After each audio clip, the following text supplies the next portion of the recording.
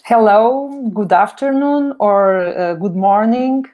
It is a great joy to welcome you to the second day of the webinar of the Jean Monnet Atlantic Network under the theme Atlantic Approaches to Global Challenges, Sustainability, Recovery, and New Security Threats.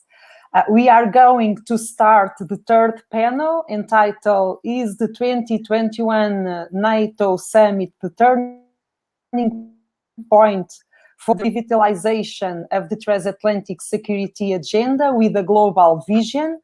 In order to gather some views to understand the state of and the challenges of the Transatlantic Alliance.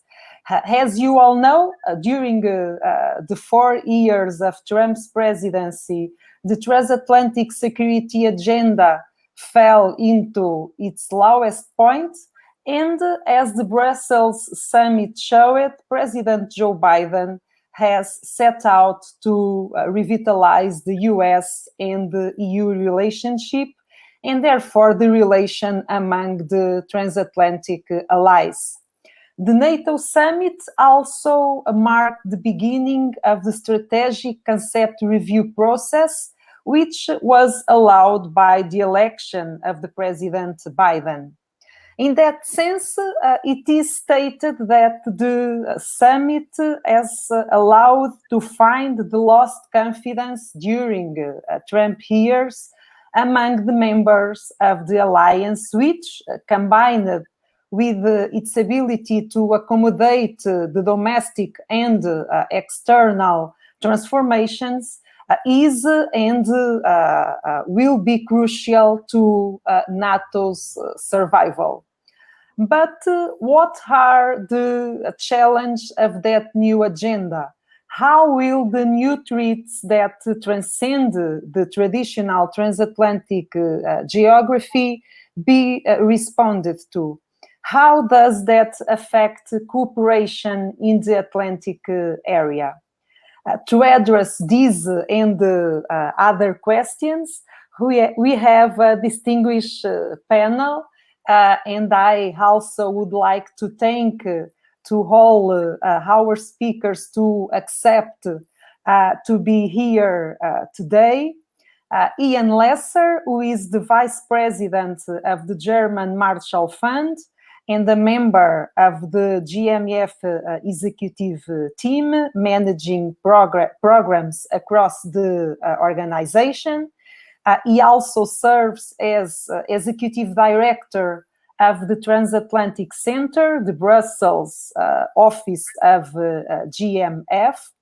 Patricia Dayanart is researcher at the Portuguese Institute of International Relations and an advisor at the National Defense Institute in Lisbon, and Helena Lazaro, who is acting head of the External Policies Unity of the European Parliamentary Research Service, and also associate fellow on the US and Americas program at the Chatham House. Without further ado, I will pass the floor to Ian Lesser, and let me thank you all again. Ian, please. Well, Carmen, thank you very, very much. It's really a pleasure to be with you, and thank you for the invitation and to be with colleagues and friends.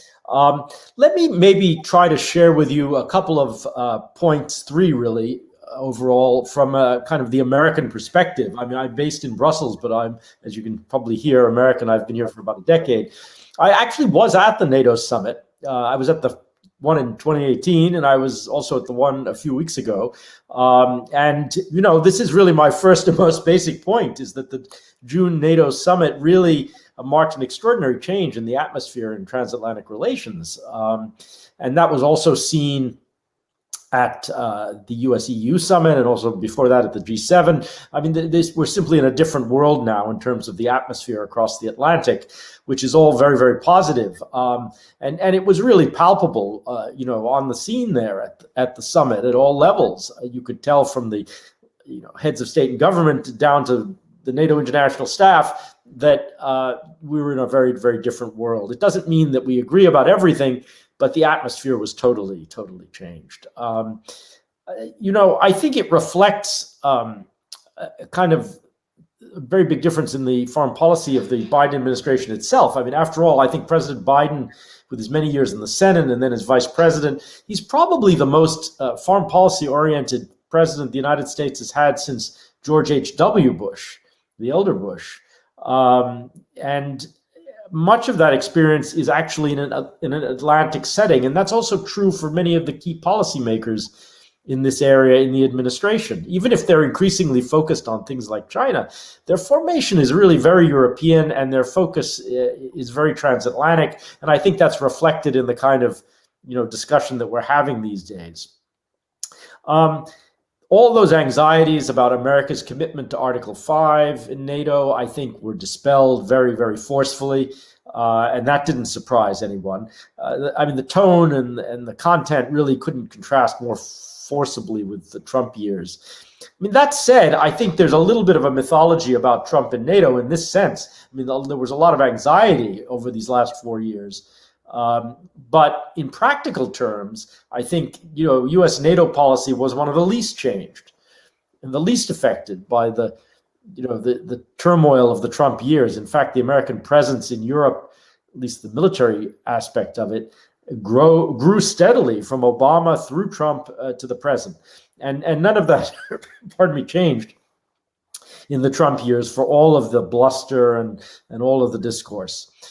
That's the first point. The second point, I think, is, sort of on the content of what we saw in June at the summit. And, it anticipated, I think, a lot of the key themes that are going to be in play over the next year as we look towards the summit in Madrid, where there will be a new strategic concept blessed. There will be a strategic concept review that was launched actually at this summit. And it will deal with, I think, a mix of sort of long-standing things, deterrence and defense vis-a-vis Russia, things of that nature, resilience, which is a bit of an overused term these days, but it's sort of code for the resilience not only of infrastructure, but also of democracies, things like that, but also things that are pretty new on the NATO agenda, climate, which featured heavily in the summit, and of course, China. Now, for an alliance that hadn't really spoken much about China ever, there was an enormous amount said about China, both at the summit itself by the Secretary General and by others, and its conclusions, but also, in the debate around the summit. An enormous amount of time was spent talking about China. I'm not sure the United States and Europe were always going to be on the same page in China, but at least as far as the NATO piece of it was concerned, there at least was enough agreement to have a lot said about China and about Indo-Pacific security. And I'm sure we'll see more of that. Sometimes it was explicit, sometimes it was not, sometimes it was implicit. And I think a lot of the references to stability of the multilateral order, the rule of law, democracy, this was not just about China, but a lot of it was code for talking about China. The summit also, I think, underscored the idea of a more political NATO. And of course, NATO has always been both a political and a military alliance, but there's a sense that somehow in recent years, this political aspect got lost somehow, that the operational aspects had taken over and that NATO wasn't fulfilling its full kind of role as the place where big picture issues of the day would get discussed. I think that was very much what President Macron had in mind when he gave that famous interview to The Economist about a year ago, in which he talked about NATO as being brain dead. That's really what he was talking about. I'm not sure he, even on reflection, would have put it that way himself again. But anyway, it was all about this. And I think that is an aspect that the summit reinforced quite considerably, the idea that this is a place where key consultations about big picture issues should take place. And that was important. On this also, I think it reinforced the idea that NATO is a global stakeholder in things like the rise of China and how Western allies deal with China, even if it's not always the actor or the principal actor. That it still will have a big effect on NATO for the future. And I think you saw a lot of that. So my third and final point would be that for all the very positive atmosphere, and it really was very positive, a lot of worries, big picture, open questions remain, and that's maybe natural given what's happening in global geopolitics these days. I mean, I'll just mention a couple of these things, with, not in any definitive way. Things, big open questions. How to operationalize this new focus on China and Asia. Again, there may be parts of this that NATO is never going to operate in directly, but what part of it will NATO actually deal with? The future, even in the defense realm, which is NATO's core business, there are aspects that have not been dealt with heavily in recent years, like nuclear weapons, nuclear strategy, nuclear force posture, all of these things which now obviously need some revision, including the arms control dimension, where again, NATO is a very, very big stakeholder. Another open question. Burden sharing. I don't think the Biden administration is going to be just as enthusiastic about burden sharing, having Europe spend more and do more than its predecessors. It's just a traditional feature of American diplomacy when it comes to NATO. But how to measure it? I think the Biden administration is clearly signaling that it's going to be less orthodox about how you measure it. Yes, they would like to see NATO allies still meet the notional targets of 2% in defense investment levels and so on. But I think there are a lot of things that NATO allies contribute. Some of it brought through an EU element that don't necessarily count in those kinds of measures. And I think this administration will be more open to those things. It's about military mobility. It's about aspects of counterterrorism or maritime security or human security that really do matter, but don't necessarily fit in that 2% thing. And then finally, I mean, there is this long-term anxiety about if the United States is still and likely to remain the leading contributor to European security, what happens if the United States is progressively more and more occupied with the challenge from China and things that could go wrong in Asia? I think that's cast as a kind of longer-term challenge for the alliance, which it is. But there's also a realization that things could go wrong in the Indo-Pacific next week or next month that could, in a sense, give history a shove and cause the United States to focus, very, very sharply on other things much more quickly than people had hoped for or imagined. So anyway, let me thank you again and end with that and look forward to the discussion. Carmen, back to you. Thank you. Thank you very much, Ian. I now pass the floor to Patricia. Thank you very much, Carmen. Hello to everyone. And thank you very much for the invitation to the three institutes who organized it.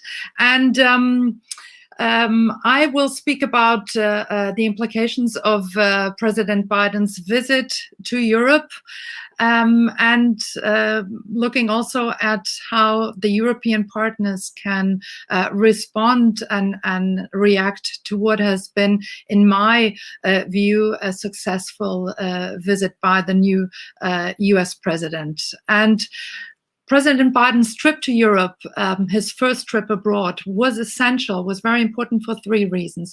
First, it signaled America's comeback to the transatlantic alliance and recognized the importance of European allies to the US administration.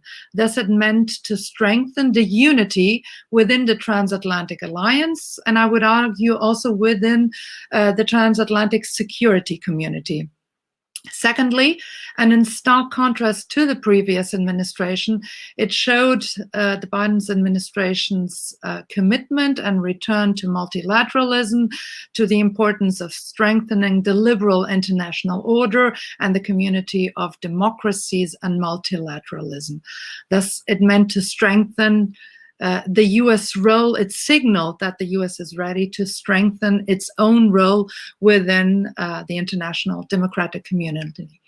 And finally, I would argue that it sent a strong message to the autocratic powers that the US is willing to engage in a democratic collective strategic counter-narrative attempt to contain China, and also to prevent a China-Russia anti-Western course. I mean, it was not, obviously it wasn't stated in that sense, but I think the signal was there, first to show them unity, as I said, secondly to show the US role internationally in terms of multilateralism and the importance of the international order, and thirdly to send the signal that there is a unity within the democratic international community, which recognizes that China is increasingly acting on the international stage, being increasingly assertive in its foreign policy aims, and also that there is an increasing cooperation between Russia and China that the Atlantic Alliance needs to counter when this Sino-Russian cooperation clearly has in mind to weaken the transatlantic alliance. So did the Biden administration succeed in this? I believe that it wasn't a pragmatic approach in trying to forge the basis for the new transatlantic unity, and seeing how potential disagreements, for instance, regarding the Nord Stream 2 project, or for instance, the Boeing-Airbus row, putting them aside sort of signaled that the main objective was to indicate that this US comeback has paved the way for this unity to be revitalized, reinvigorated, and relaunched. But of course, the alliance faces huge challenges still and nevertheless. In terms of challenges, the list is very long. We all know them. But I think it is the growing security challenges, which come from different directions, different strategic directions, and the multi-dimensionality and the simultaneity of these challenges, which put a strain on the revitalization of the Atlantic Alliance. Of course, global challenges like the ongoing coronavirus pandemic or the climate change crisis, the severe crisis, represent a huge challenge. State and non-state actors who challenge the rules-based international order, proliferation of weapons of mass destruction continue to be a challenge and a threat, as are the actions of individual countries, be it countries who challenge the status quo like North Korea or Iran, the ongoing war in civil war in Syria, or closer to us and within the Euro-Atlantic area and space, the actions of Belarus, which recently, as we have seen, have seriously challenged the freedom of press by diverting a civilian aircraft over which attempted to land in Lithuania. And of course, there are challenges which are represented by the way that revisionist powers such as Russia and China bring to how the Atlantic Alliance positions itself in the international system and how it tries to respond to these challenges. In terms of threats, the threats posed by terrorism are still ongoing, even if a few years ago there were maybe more at the forefront of the threats. There's still manifestations of terrorist attacks, cyber, hybrid, and asymmetrical threats, apart from disinformation campaigns or the emerging and disruptive technologies, are also part of the threat panoplia that NATO needs to address. And then, of course, and again, the systemic competition, which the rise of more assertive and authoritarian powers represent to NATO in general. In that sense, China, if we look at China, obviously the way that China has engaged in its foreign policy, and also in terms of its, for example, military exercises conducted with Russia in the Euro-Atlantic area, or what we identify as a lack of transparency, campaigns of disinformation, and apart from that, China's rapidly expanding military arsenal and nuclear arsenal obviously also need to be addressed, and NATO's summit communique for the first time addressed China as a systemic challenge. On the other hand, Russia, and I will speak about the Biden-Putin summit shortly, but in terms of how NATO sees Russia, NATO continues to keep an open dialogue, to uphold an open dialogue with Russia, but obviously taking into account Russia's military buildup in Crimea, provocative activities near NATO's borders, missile deployment in areas such as Kaliningrad, apart from violations of NATO allied airspace and other hybrid actions, such as, for instance, attempted involvement in a democratic election process, all have transformed Russia, or have positioned Russia to a stance where NATO finds it difficult, although there is a NATO-Russia Council, but its reunions, its meetings have been suspended. And while NATO keeps the door open for dialogue, it's becoming increasingly difficult to see how Russia wants to cooperate with NATO.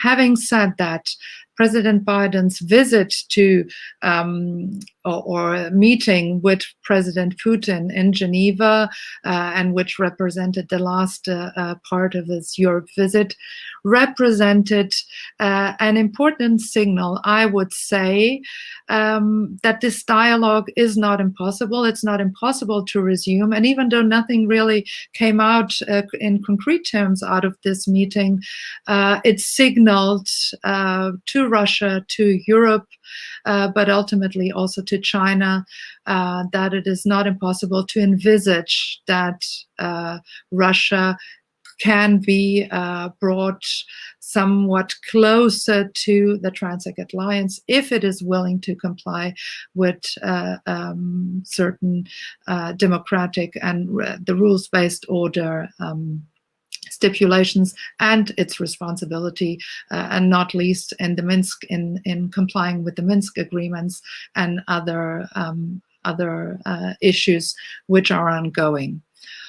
Of course, if we look at how the Europeans have responded and how they position themselves, picking up the Russia factor, of course, the failed attempt by Chancellor Merkel and President Macron recently at last week's European Council summit meeting show that there is ongoing disagreement and that there is not a consensual approach among European allies as to how to position the European Union and as to how to position the European allies within NATO itself when it comes to Russia and China. And so whereas Germany, for instance, argues that dialogue needs to be kept open, and President Macron has also had a somewhat less clear position vis-a-vis Russia. We have seen that countries in Eastern Europe and the Baltic states in particular have, but not only those countries, have shown their disagreement in agreeing with the German-French proposal for a high-level meeting with President Putin. So in terms of the revitalization of the transatlantic alliance, again, this these series of meetings and Biden's trip to Europe was hugely important, I would argue. It set the basis for the future transatlantic cooperation, and it sort of is a clear attempt to overcome the rhetoric, the tone of the last 4 years. I agree with Ian when he said that in terms of NATO's, of US NATO's policy, in terms of the US demand and expectation vis-a-vis the defense expenditure, as well as the stationing of troops in the Baltic states and in Poland, that this is maintained, and the 2% clause, or the expectations for Europe to do more in terms of their own defense. This is not new, and burden sharing has been going on at least since the 1980s.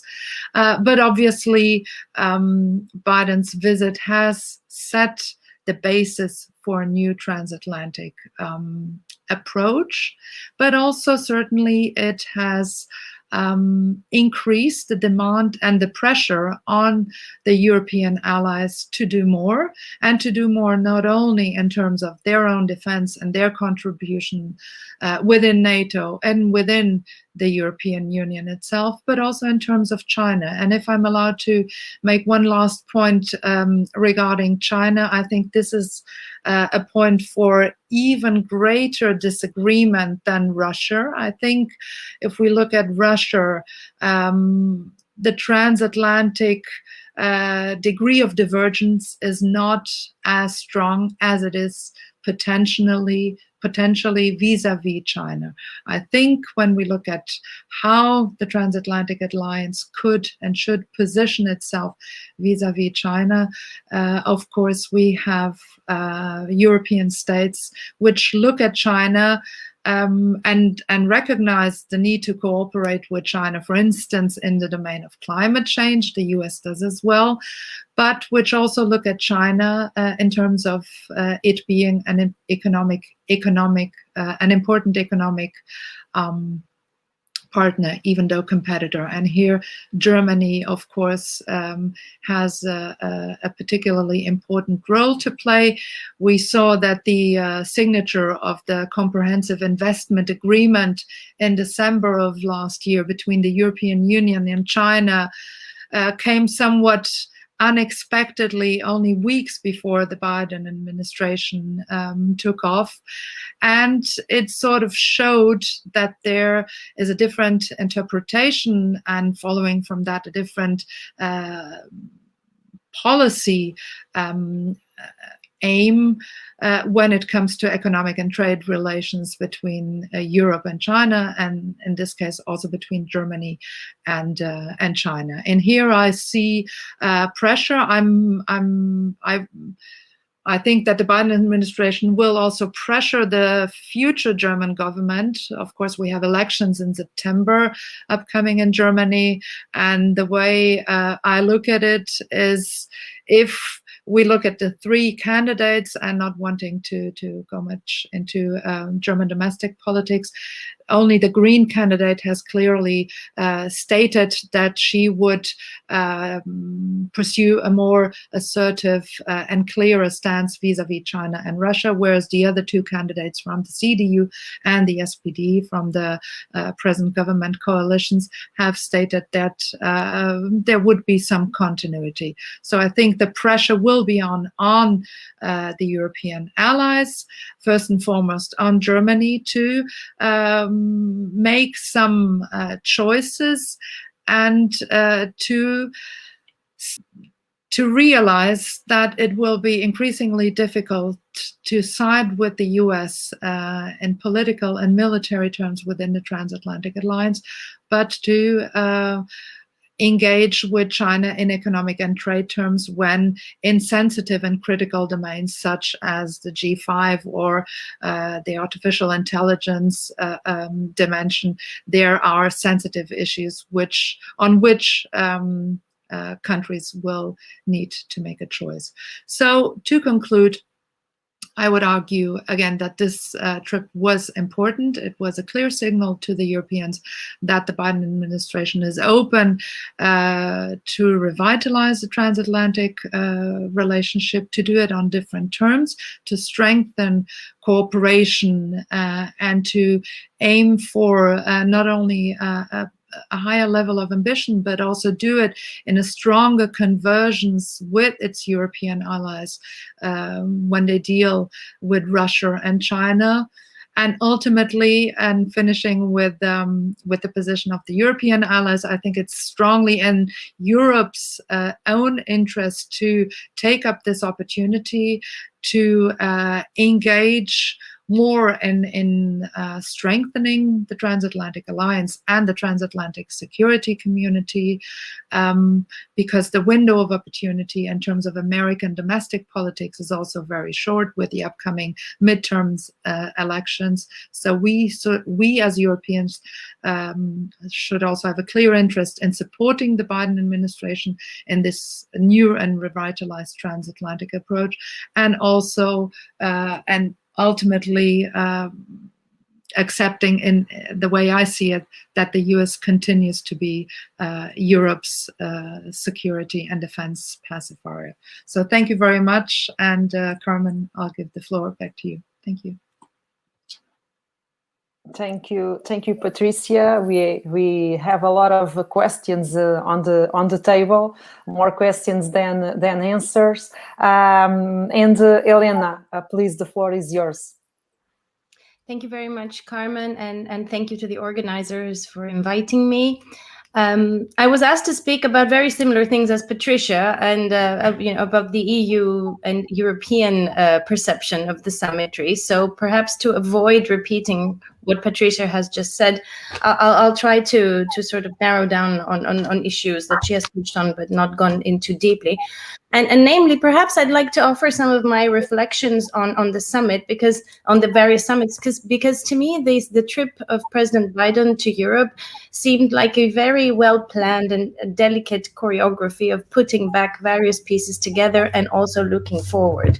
The EU-NATO Summit, the EU-US Summit, the G7 Summit, and then the summit with President Putin, the meeting with President Putin. And I think all these pieces fell together to create a new momentum, as has been mentioned by Patricia, but also to sort of cover some loopholes that had been opened under the Trump administration. So looking at it from an EU perspective, I think there are three levels on which we can take away elements, results, and interpretations of what happened. The first one is the EU-NATO level, the second is the EU-US level, and the third one is what I would call the agenda level, because we have the symbolic level of the summits, but we also have a lot to think about in terms of what was actually decided on the concrete decisions that will need to be operationalized and put to work looking forward, both thematic and geographic in terms of the future agenda of NATO, of the EU, and of the US. But to go to the first level of EU and NATO, I think it's interesting to make this division between EU-US relations and EU-NATO relations, because actually, contrary to what we tend to say about the transatlantic relationship under President Trump, EU-NATO relations have seen some of their best years in the past few years, arguably since 2016, when we had the first joint declaration. We've had the 74 action points through two subsequent declarations, which have been implemented in all areas, ranging from cyber to terrorism to training to capabilities to defense planning. So it's been a good time for EU-NATO relations, in spite of the sort of media and rhetoric around President Trump. We've seen a lot of progress. We've seen, for the first time ever, the meeting of the NATO Secretary General with the College of Commissioners of the EU in December 2020. We had the NATO Secretary General's participation in the European Council of Leaders in February 2021. We have a lot happening in terms of mutual attendance of ministerial meetings, the PSC and the North Atlantic Council. So there's been a lot happening, both on the substantive, but also on the institutional level between the EU and NATO. And I think what this meeting did is it consolidated that this is now sort of a reality, that we are moving forward, and it set out a new level of ambition. And the new level of ambition for EU-NATO, perhaps it remains to be seen, to be followed up on by a new joint declaration, will be to work together on those issues that have been mentioned, that are the new security issues all on both agendas of the EU and NATO, including disinformation, climate change, emerging and disruptive technology, strategic competition, obviously. So there are new areas to work on and refine more. Now, what's different, I think, and this comes out a lot in the very long communique that we saw from this summit, is that now the US is clearly on board, and this is throughout the communique, but also what came out of the summit and what has been discussed on this panel, very clearly the sense and the perception in Brussels and I think globally. And that has facilitated a couple of things that I think on the symbolic level are very important.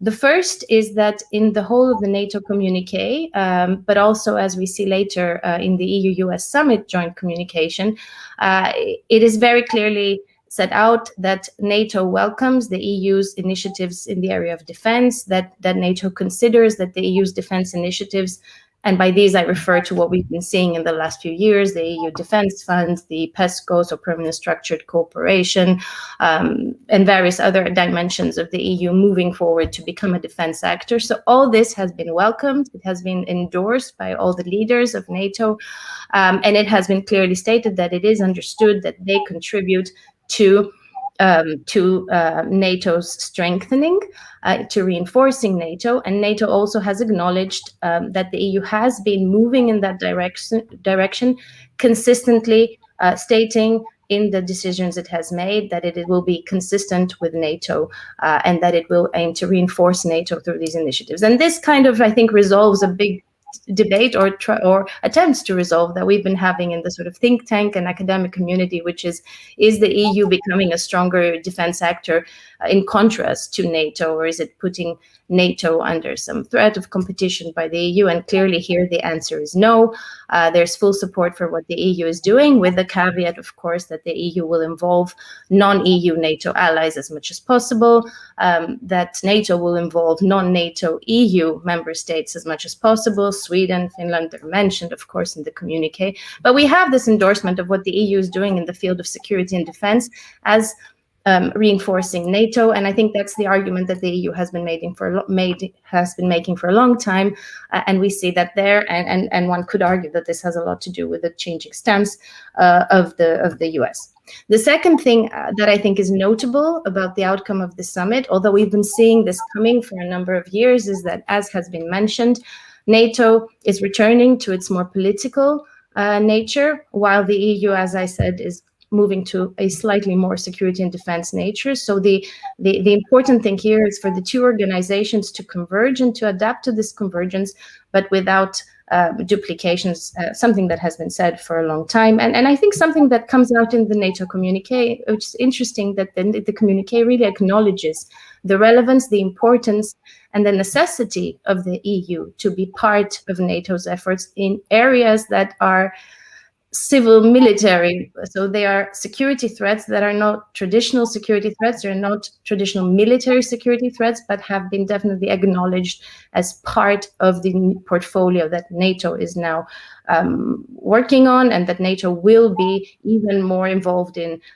looking to 2030. And here, of course, climate change, resilience, which has to do with critical infrastructure protection, fighting disinformation, technology, the development of new technology. So all these issues that are now involving, as the communique says, a whole of society approach, and where the EU already has initiatives in place, NATO is clearly acknowledging the need for the cooperation with the EU in these areas. And I think that's a very good thing, because as we all know and discuss, and again, the think tank community, the nature of security is changing. And this is, on the one hand, it's geopolitical, but it also has to do with the nature of the new threats that are no longer traditional military threats.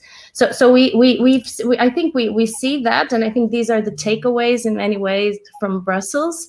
It's, I think, notable that that both NATO and the EU are in the process of strategic reflection at the moment. We're expecting in 2022 the final product of the EU strategic compass reflection process, and as Ian has mentioned, the new NATO strategic concept.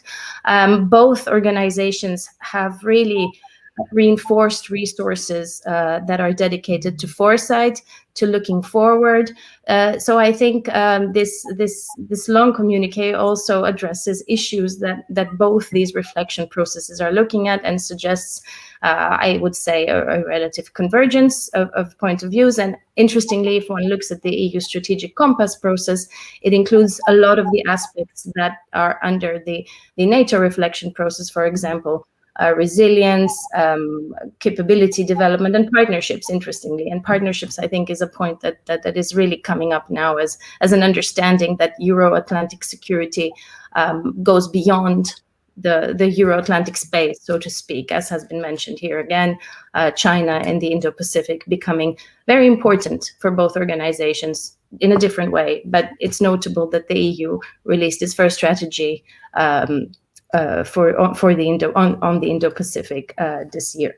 So that's on the EU-NATO front. I would say that the EU-US front is a different story, because contrary to EU-NATO relations, we all know and have discussed here already that it was not the best time of EU-US relations the past 5 years or so. And in that sense, this EU-US summit coinciding or coming after the EU-US summit puts that right in many ways, though it just adds that extra element of not only is NATO and EU, the NATO-EU relationship thriving, but the aim is also for the EU and US to be the backbone and to support this, because they do converge on a number of issues. And in many ways, the EU-US joint communique touches on several points and agrees with several of the points made in the NATO communique, with the US endorsing EU defense efforts, with the EU and the US agreeing to together enhance the role of NATO, but also with some concrete announcements, such as the endorsement of the US's joining the EU PESCO military mobility project, but also plans to establish security and defense dialogue, a high-level dialogue on Russia, in addition to the one on China already established, and the idea of raising the level of ambition in cooperation in security and defense. So there is really that significant, I think, change on the symbolical and rhetorical level, but also on the practical to be seen level between the EU and US. Although, of course, there are nuances in there that I won't go into, but it remains to be seen how many of the initiatives proposed are operationalized. Interestingly, also, there is a mention in the joint into the outcome of the EU-US summit for an administrative arrangement to be made between the US and the European Defense Agency that deals with many aspects of technology, of defense technology. So there is a positive agenda there, and it's interesting that much of that is also where the G7 is concerned, also echoed by parts of the G7 summit, that particularly with regards to China.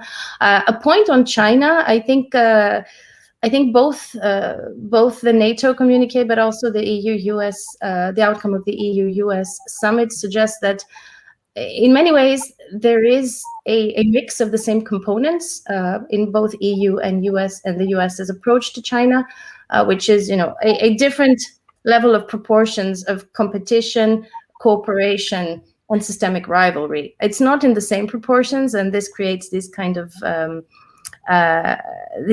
suggestion that has been made by both previous speakers that there won't be it will be difficult to see exactly eye to eye on China, but I think the ingredients are the same in both the EU and US strategies. And I actually was surprised. It was a GMF event with Wendy Sherman, where she basically, it was the first time that I really heard something from the US on China, which reminded me very much on the EU's approach.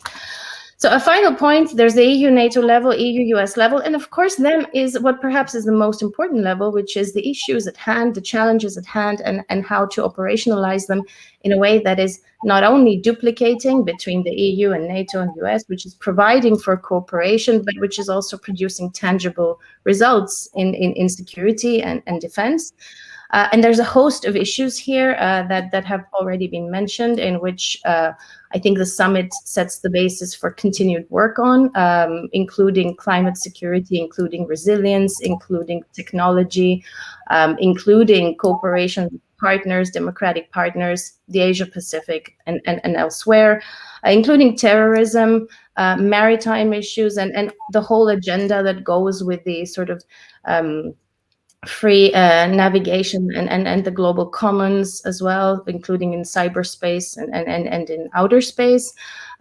So there's several points. There's energy security, human security, and there are initiatives in all these categories that will be refined and implemented. But from an EU perspective, and I think I'll end here. I think this in many ways complements the ongoing work. It also offers, for the first time perhaps, areas of security where the EU is at the moment even ahead of NATO, in the sense that those issues were not considered security issues before. So on climate, the EU has been working for several years.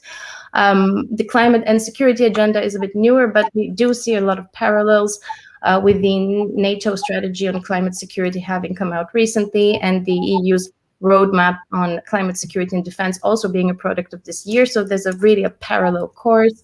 On cyber, there is also a parallel course, cybersecurity, and of course on defense technology, but also the sort of blending of the dual use technology dimension is also something that the EU has been working on in a civilian capacity, but nonetheless becomes important here. Resilience being perhaps the most central of these issues, which is at the core of the EU's global strategy, but also at the core of the EU's legislation and new strategies to do with democracy, the Democracy Action Plan. And in many ways, that really falls into line with what the NATO communique suggests on resilience, the whole of government approach, the approach that includes safeguarding critical infrastructure, ensuring that technology is safe. That's an agenda that's very much an EU agenda as well. So I do see that level as well being a level we'll be looking at a lot, and looking forward to see how all these initiatives, because there's a lot of new things that are initiatives and acronyms, so a big challenge for us, but to look forward to how they're implemented. So I'll end here. Thank you. Thank you, Elena. Thank you very much for your presentations. I think that we can now open the discussion. We already have here some questions. Maybe I can join the questions and start pass the floor again. For you, start by Ian, Patricia, and Elena. And the China element, the China factor, is present in all the interventions. And one of the questions is how does a more global NATO security agenda with China as an opponent affect the Atlantic space?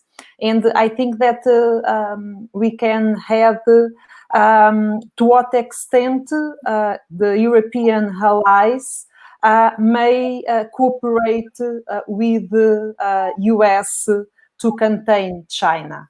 All the transatlantic allies has the same stance and see China the same way. Will be possible to get a common position from the NATO regarding China. And another question, and bringing back the Elena statement regarding that the NATO nature of NATO is changing.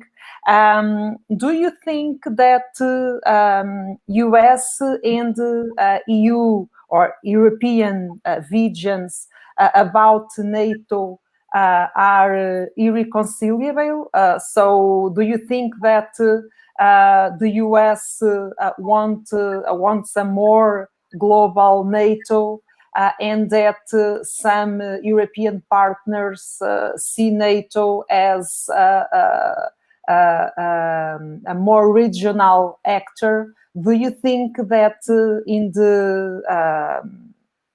the future is possible to conciliate these visions? And a last question, and I think that Ian would be able to have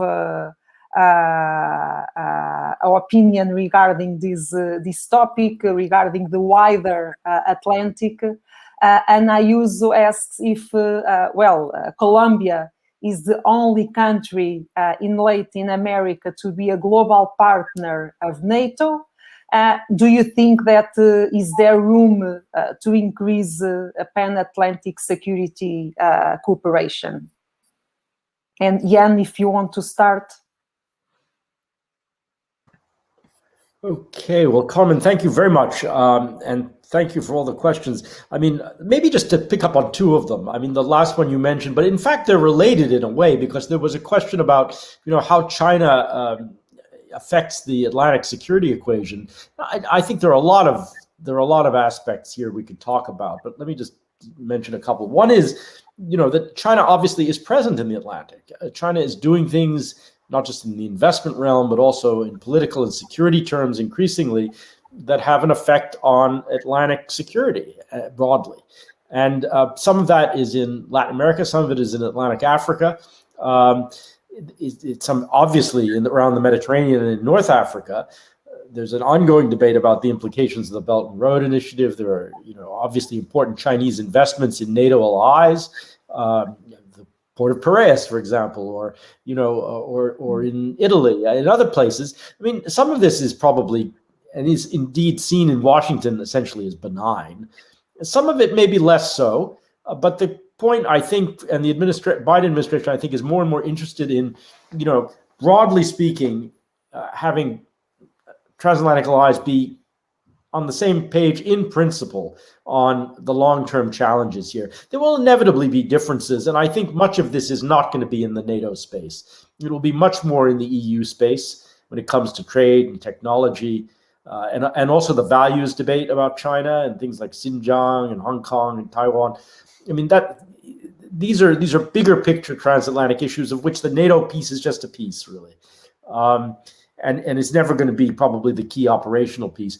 What is the key implication for NATO? It's what will the United States be doing with China over the longer term, and how is that going to complicate NATO's life strategically? If the key contributor to European security is distracted by other things, that's a big issue. There's also a China-Russia piece here we could talk about, but so some dimensions. On the question about Colombia and the wider Atlantic, it's an interesting question. I think, rethinking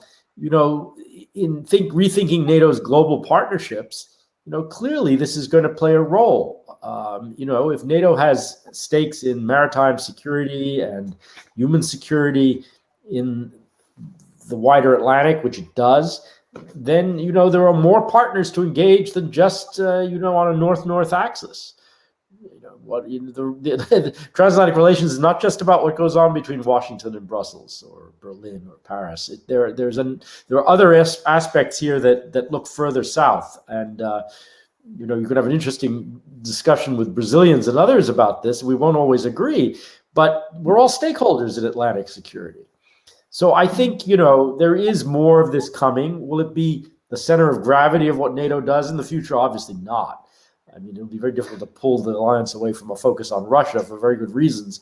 But it is becoming a more diverse space. And to the extent that the alliance takes on more or rediscovers more of its political vocation, there's probably more scope for doing more with other Atlantic partners. Thank you, Jan. Patricia, do you think that the US and the European allies are building or are seeing different NATOs? Different NATOs? No, and I think I think the attempts are precisely in the sense of defining the new strategic concept, which will be adopted at the Madrid summit, show that it will be difficult, certainly, but as you said yourself, there are other powers which NATO will need to address. And I don't want to, when I mentioned Russia and China, it's in the sense that these non-democratic countries and powers in the international system should not be the main reason or you know, the bulwark against which the transatlantic community allies to sort of contain these powers. But I think because China has, you know, come closer to the area of the Euro-Atlantic area, whether it'll be through the 17+1 initiative, whether it'll be through the Belt and Road Initiative with project, as Ian mentioned, in Greece, or even in Portugal, naval ports, or Djibouti, the naval base in Djibouti, we've seen that we have to address it. And ideally, in an ideal world, it would be on the most cooperative terms possible. But I think, as we all sort of said in this conversation, there will be a need for the Atlantic allies to find ways to engage, either, as Elena also said, on a cooperative, on a more competitive basis. There are always different dimensions to engaging diplomatically and politically with a competitor or an opponent. But what is really important is to try to avoid that it leads to serious disagreement within allies. Because, for instance, if we think of the transatlantic crisis back in 2003, because of the intervention in Iraq, this very serious transatlantic crisis, which opposed Germany and France vis-a-vis the US, took place in a context of international relations where neither China nor Russia had the power that they have today. And so the disagreement happened, but it was resolved within, as I said, an international context where we still did not have this great power competition. Nowadays, this is different.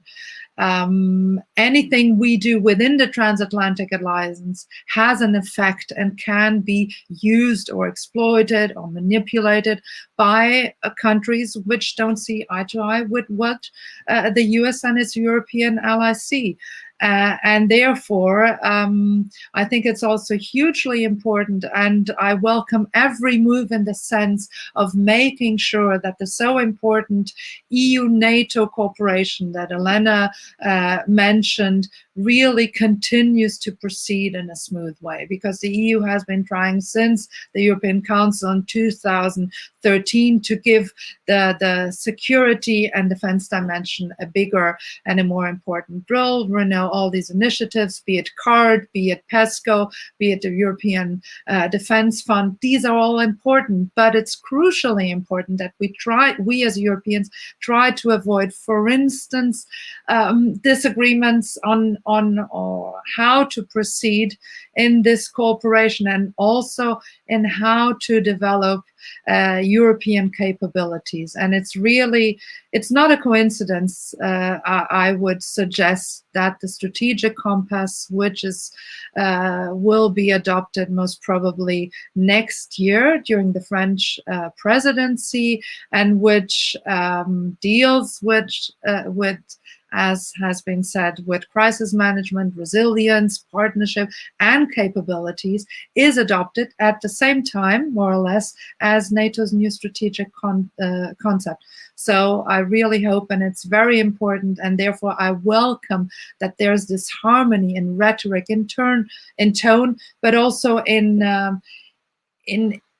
the way how to look at the transatlantic cooperation to strengthen the transatlantic security community. I didn't develop this point, but I think this is an additional dimension apart from NATO and the EU, and which would certainly benefit very much from the attempt of a continued convergence and of a EU and NATO cooperation which benefits both sides. Thank you.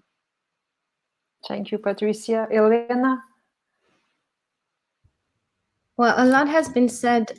Perhaps on China, just to follow up on Ian's point, I do think a lot of it will be in the EU-US realm, because indeed it's a lot of trade and tech. But I think there's one undisputable point that also NATO has also addressed very openly, and then which is, you know, China's non-compliance with international law and with its international commitments, and that has to do with everything ranging from human rights violations to the issues in the maritime disputes and the maritime issues, China's aggressive behavior in the East and South China Sea, the Taiwan Strait. So these also, I mean, I think these are not also in the domain of the EU, but they also have to do with NATO's renewed commitment to uphold the multilateral order in international law. So I think that's only one of the dimensions where NATO is involved. And I do want to point out that when China is concerned, NATO has, you know, the language used is a bit different than the language used for Russia. It says China can be a threat, whereas Russia is a threat. And I think that's all potentially looking at problems that could come up from the militarization, from the behavior of the regime, from the surveillance and the deployment of surveillance outside China, because it's what Ian said, really. Once you include resilience in the NATO agenda, once you make, you know, hybrid warfare and cyber warfare a reason to invoke Article 5, then it's not just about military aggression from someone who is your neighbor. It could be an actor that is far beyond. So I think that's the way in which China is coming into this agenda. But indeed, a lot of it will be about trade and technology, weaponization of trade, and also, although this is a bit removed from the NATO issue, I think at least in Europe, but I think as well in the US increasingly, we're looking a lot at issues to do with the due diligence of global supply chains. And when China is violating, you know, norms in terms of sustainability in production, in terms of labor rights in production, this will become also, I think, an antagonism on the level of norms. So this is my two cents about China. About Colombia, I wanted to make a point because I remember that in 2012, when I was in Brazil and where we met Carmen, we had a meeting between NATO Defense College and the Brazilian government looking at areas for Brazil-NATO cooperation. This was 2012, which when I say it seems very recent, but it's not, because that's before Crimea even, I now realize. But the two issues that were most highlighted as areas of non-contention, because a lot of the contention of some of potential partners of NATO is about, you know, non-interference and autonomy, etc. But two areas that seemed to be interesting were environment, climate change, particularly the way it affects the Atlantic, and combating trafficking, and that was drug trafficking. But it's a human security issue because it also involves people trafficking at times, which is even in the communique. So I think, again, as NATO evolves and changes, and as these new security issues come into its agenda, and its brand in a way changes, if it does, then partnerships could be more flexible. But of course, it also has to do with how this will play out and with geopolitical antagonism, because there are areas in the world where we're not quite sure yet in terms of systemic antagonism where they will lie. So I think, and NATO does have a very strong transatlantic brand. So it remains to be seen. Okay, thank you, Elena. Thank you, all of you, for being here to discuss this topic, to follow up NATO Summit. The webinar will follow with a panel on transborder economic flows from an Atlantic perspective on about 40 minutes. And I also want to thank you, Ian, Patricia, Elena, and bye-bye. Thank you very much. Thank you. Bye-bye.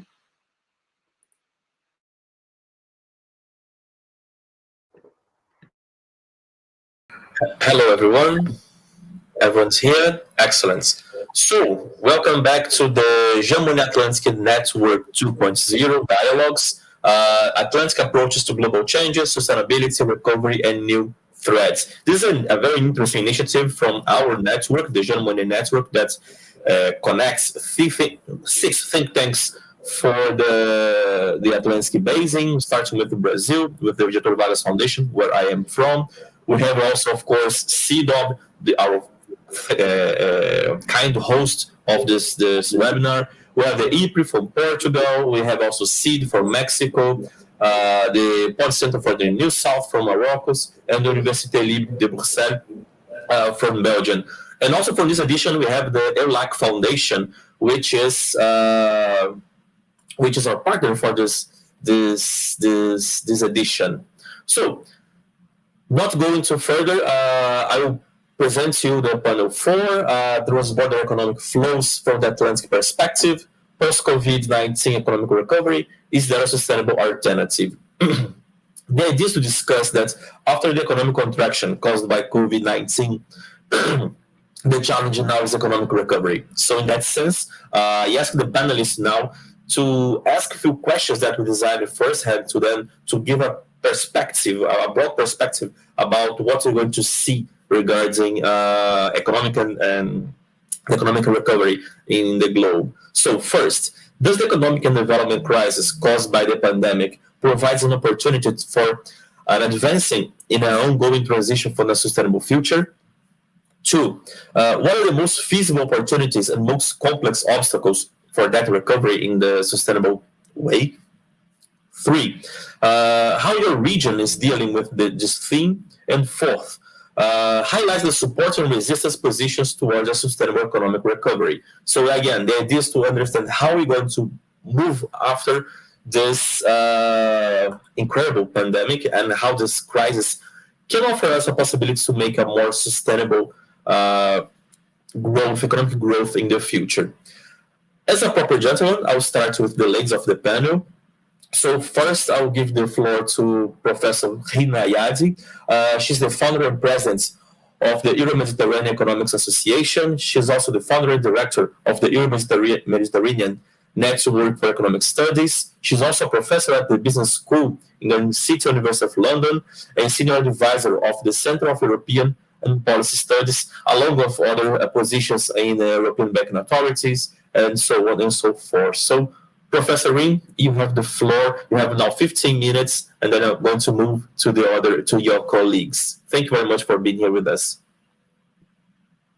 Good afternoon, everybody. Thank you, Leonardo, for your invitation, and I'm very happy to be with you this afternoon to share some of the thinking within the topic of this panel. The topic of this panel is quite broad, and then I would like to focus it on one important dimension, which I think has been very, I would say, essential during this period of a global pandemic. And this is the impressive growth of sovereign debt over the past years, but then growing even further during the last year and increasing, during this year, and most probably continuing to increase in the next years. And this development, in fact, of the increasing sovereign debt over all countries in the world, not only the developed ones, but also in the emerging markets, and also this is in the low and middle income countries. Now, if we look at the IMF data, what's their estimations since, say, 2019, the debt stock, the sovereign debt stock, has increased dramatically, of course, on average globally. And then in some countries which have really gone into what I call debt spirals. And this, of course, debt has been in a way promoted in a certain manner by low interest rates, particularly on the dollar, the euro, and other currencies. So let's not forget also that these increases have been on the top of already high debt levels in many countries. And of course, the more the countries are indebted, the more we should think about their capacity to service their debt and how to service their debt. Now, if we look at the advanced economies, they still have the space to borrow. Why? Because first of all, they have the capacity to service the debt, but also the low interest rate, as I mentioned before, and they have low risk premium. Even in Europe, the ECB has raised a red flag about the increasing sovereign and corporate level of indebtedness in developed countries. And it means that we need to watch out as much as possible the increasing level of debt also in the developed countries. Now, in the emerging markets and low and middle income countries, these type of countries, they face much tighter limits on their ability to carry additional debt, while they are already, because of their low capacity to borrow, they already in a, what I call entering the default spiral, or first over-indebtedness spiral and then the default spiral. We can take the cases, of course, you know very well, Argentina and Zambia and others. And I'm sure that in the next months, probably next years, we will see more of those. Now, there is a widespread belief that the debt is used to mitigate, at least during this period, the impact of COVID-19 pandemic. But this belief must be very much evidence-based. So public disclosure of the use of debt for social protection and for mitigation action of the pandemic must be shared with the public to enhance accountability and to reinforce also democracies everywhere, if the political systems are democracies. Now, we are still living a benign scenario where interest rates may be low. I mean, although the Fed has already announced that there will be some increases from 2020 to 2023, we are hoping that the vaccines will be working to bring down the pandemic to levels that are, I would say, manageable. But still, fundamental questions remain about the recovery and future growth. We don't know what would be the speed. We don't know what would be the scale of the recovery, and we wouldn't know whether the countries will continue in this spiral of over-indebtedness and default, and we don't know what to do about it yet, because there is no widespread, or I would say a decisive action on debt relief and cutting some of the debt stocks on countries that would not be able to pay back their debt. And we see already that many low and middle income countries, they are already in debt distress or very close to distress. Now, in a paper by the IMF last year, there was a clear call for reforms of the international debt architecture.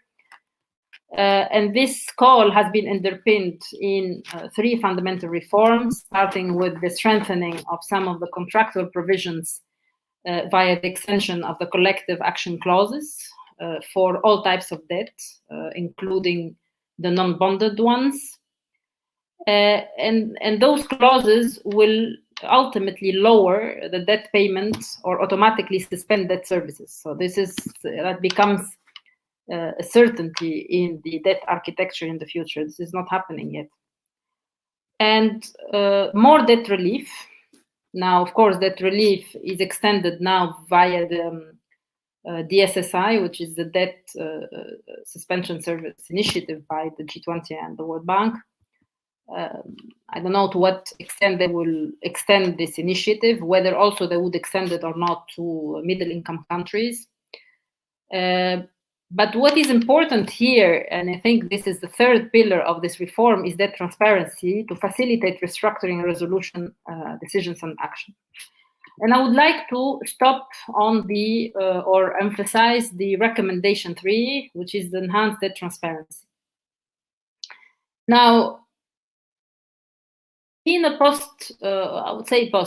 during and post-COVID-19 era, transparency on financial flows, of course, financial flows, not only debt, there are all types of flows like investments and others, they must be strengthened. If we look at up to today, for example, there is very little disclosure on the use of debt during the pandemic. Maybe, of course, in developed countries, you have much more disclosure, I mean, if you look for it, but in other countries, not the case. For example, if I take one case, which is the apparent case nowadays, is the vaccine contracts and their prices. Of course, we know very well that those vaccines have been bought by governments, of course, via their budgets, but then some of them, they have been indebting themselves as well. So I think it's important to know which are the prices, which are the contract terms, and how these have been paid and when they will be paid. Now, beyond the specific case, if we look at a study which was published in March 2021 about diving into certain contracts, debt contract between China and other foreign governments, the majority of those contracts, I think most probably all of them, have the confidentiality clause requiring debtors not to disclose the terms of contract. The thing is, of course, there is a focus on China, but this is not the only country or only creditor that requires confidentiality clauses on debt contracts. And we can see many banks and many private supply creditors and other creditors who are, in the private sector in general, they have this type of confidentiality clauses, and we don't know what the level of indebtedness and the use of it. So, as I mentioned, the DSSI could demand some more transparency on the, on the situation of the debt over time, but this will take a lot of time, and I think, a decisive action on this should be taken during, for example, the G20 this year, because also we heard in several occasions that the international community has demanded the private creditors to contribute to the debt relief, and the private sector, although they have signed certain agreements on debt transparency, for example, in 2019, if we look within their base, not all of them are committed and enforcing those principles for debt transparency. And I think going into more sustainability, we need to think about transparency overall, but in the era of debt transparency should matter and matters in reality for sustainability in post-COVID-19 recovery. Why is this? Because in reality, if we look at debt transparency, this is a matter of central importance for public governance, debt sustainability, debt accountability, incentives realignment, and monitoring of the use of proceeds. particularly when this generation has committed massive resources, financial resources, to fight the pandemic and its persistence, okay, because the pandemic is not over yet. The question is how to justify these actions of today for future generations, with which data, and in the future, I believe this will matter a lot. Now, enhanced debt transparency is essential for prudent debt management. At least we know what's going on, to limit the endemic corruption, particularly in countries where corruption is a reality, and also the destruction of economic value, particularly following the unmanaged and messy restructuring and default cases. Because we know very well that when you have an unmanaged default case of a country, this country, in the long run, destructs value, okay? Because it's very difficult to bring back that country to the financial market. And then I believe that if there is no solution and decisive action on this matter, we will see much higher frequency of these episodes. Also, that transparency is the first step toward contract standardization and monitoring and more efficient use of public funds, particularly when governments and their public sector agencies and companies claim to use these public funds to sustainable recovery, which must combine not only the environmental factors, but also the social and governance conditions. So more transparency will allow also creditors, all types of creditors, bilateral and private, to monitor and guide borrowers in a path of debt sustainability and better debt management, and also overall better and good, eventually, macroeconomic management. Obviously, this would happen if all creditors, including all countries like China and Russia and others, will abide to the same rules when they borrow, when they lend to fragile states. Now, in the long run, more certainty about the debt stocks and flows and its quality. I think this is also the quality matters, because then we could also facilitate the detection of illicit financial flows. More transparency in terms of the debt contract will impact the probability of defaults and recovery rates of those countries, and will lead in reality to much better monitoring of the use of funds and better assessment of their efficiency and their use. So we have made a proposal last year at the T20 to implement a public interest global repository for the recording of granular old and new sovereign debt issuance by borrower creditor to boost global debt transparency. This global repository, the way we described it, should be dependent, open access, real-time tech-driven, that would build on distributed ledger technology. So blockchain, nowadays, blockchain is being used in many sectors. For example, this could be tested and so on. Now, there are many steps, in fact, in this direction of improving global transparency in the debt market, specifically in the sovereign debt market, but they are still uncoordinated, fragmented, and lacking commitment from the sovereign borrowers themselves to share the relevant data.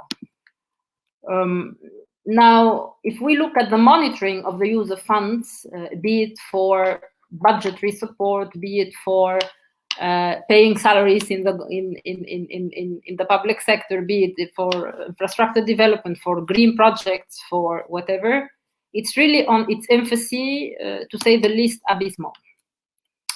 So we will probably reach sustainability eventually, or sustainability could be reached if transparency becomes on the top of the agendas at all levels, not only on debt-related matters. So, and answering to your question, Leonardo, from this introduction, is transparency is a pillar for sustainability. Thank you. Excellent, Ring. Amazing subject. I mean, definitely debt is a huge obstacle for countries in the future manage to build up the recovery, especially in a rising inflation and interest rates scenario that I think we are going to see in the near future. We're going to hamper the management of the debt. And I was very glad that you mentioned the role of new technologies, especially blockchain, which is very close to my heart. We have been discussing that a lot here in the FGV. So thank you very much. Without further delay, I'll pass the word to my friend, Mariana Ruano, who is Professor of International Relations at CIDI and Jean Monnet Chair of European Integration. Also, Jean Monnet Fellow at the Robert Schuman Center for Advanced Studies at the European University Institute in Florence, and Senior Analyst at the European Union Institutes for Security Studies in Paris. So, Lorena, the floor is yours. Thank you very much, Leonardo. It's very nice to see you all in this conference, to have the opportunity to share some thoughts about Latin America's recovery right now. Well, basically, regarding the situation in Latin America with regard to the pandemic and its recovery, which is the topic of our panel, let me just say that it's been one of the worst hit regions by the pandemic. In 2020, despite the fact that Latin America represents only 8.4% of the world population, it represented nearly 19% of COVID confirmed cases and 28% of global deaths. So it was really a disproportionate, if you like, hit by the pandemic in this region. And this is one of the first facts that one should bear in mind when thinking about Latin America.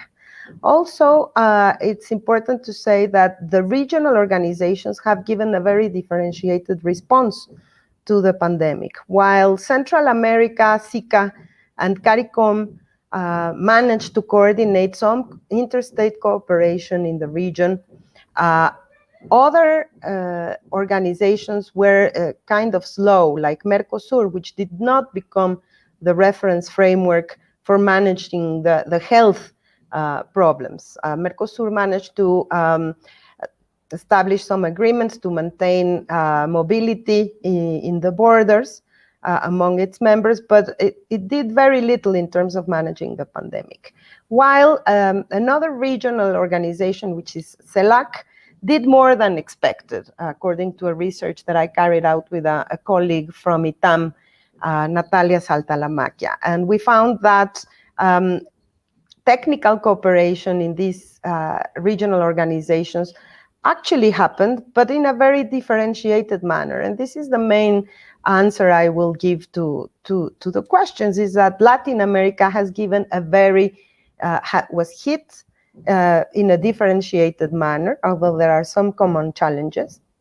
But the responses by national governments and regional organizations have been very different. Now, another point of context that should be borne in mind is that the crisis is far from over. Unlike Europe and the United States, Latin America does not produce vaccines. So it has been the scenario of vaccine diplomacy by the big powers, by China, Russia, Europe, and the US. For example, in Argentina, no European or American vaccines are available, only Chinese and Russian. While, for example, in Mexico, we have vaccines from all over the world, but more predominant from China and the United States. Another point is that vaccination rates are still low in the region, but very uneven. While Chile and Mexico are going relatively fast, in other parts of the region, as Paraguay or Central America, vaccination is going very slowly. And the new Delta variant is still to hit the region. However, lockdowns are already easing. The economies can't take it anymore. And so governments have been opening up the economic activity, despite the fact that contagion rates are still high and in some places going up. However, some of the effects, economic effects of the pandemic are beginning to ease because world demand is rising, especially in Europe and the United States, and also the price of commodities, which Latin America exports, is rising as well. So we have a very mixed picture. Let me also mention that in terms of economic effects due to the pandemic, Latin America has been the worst hit region after Europe.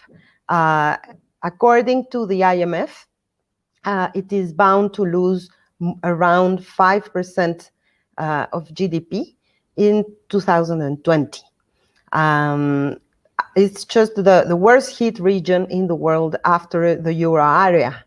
And again, here the responses by national governments have been very, very different. While Brazil at the beginning of 2020 put out a strong fiscal response and distributed aid to the population, Mexico's efforts to combat the economic effects of the pandemic did not even amount to 1% of GDP. So we have, again, a very varied response. And while some countries, like especially in South America, some governments tried to give a very strong stimulus that ranges from almost 4% in Colombia to more than 8% of GDP in Brazil. The truth is that they have run out of steam. This was last year, but right now these countries don't have the fiscal space to do another stimulus like they did last year. So this is a problem in terms of, this is one of the main problems I see in that are faced by the region in the recovery. Obviously, one of the common challenges that is more important to mention is that inequality, which had been falling in the region since 2002, is now rising again. And at least just in Mexico, Coneval, which is a body that evaluates social policy, has calculated that we will have 10 million new people falling below the poverty line, which is a very serious effect. And in Brazil, despite the efforts of the government last year, inequality is bound to rise this year as well. So this is also a point that I would like to raise. Now, let me just focus on Mexico. How is it dealing with the crisis? Well, as I mentioned, Mexico gave no fiscal response, really. It was very small. Actually, what we saw was more austerity than a fiscal stimulus. The government cut public investment. Even in health, there was underspending by the government. However, this year, Mexico is expected to grow around 5%. And why is this happening? It's mainly due to external factors.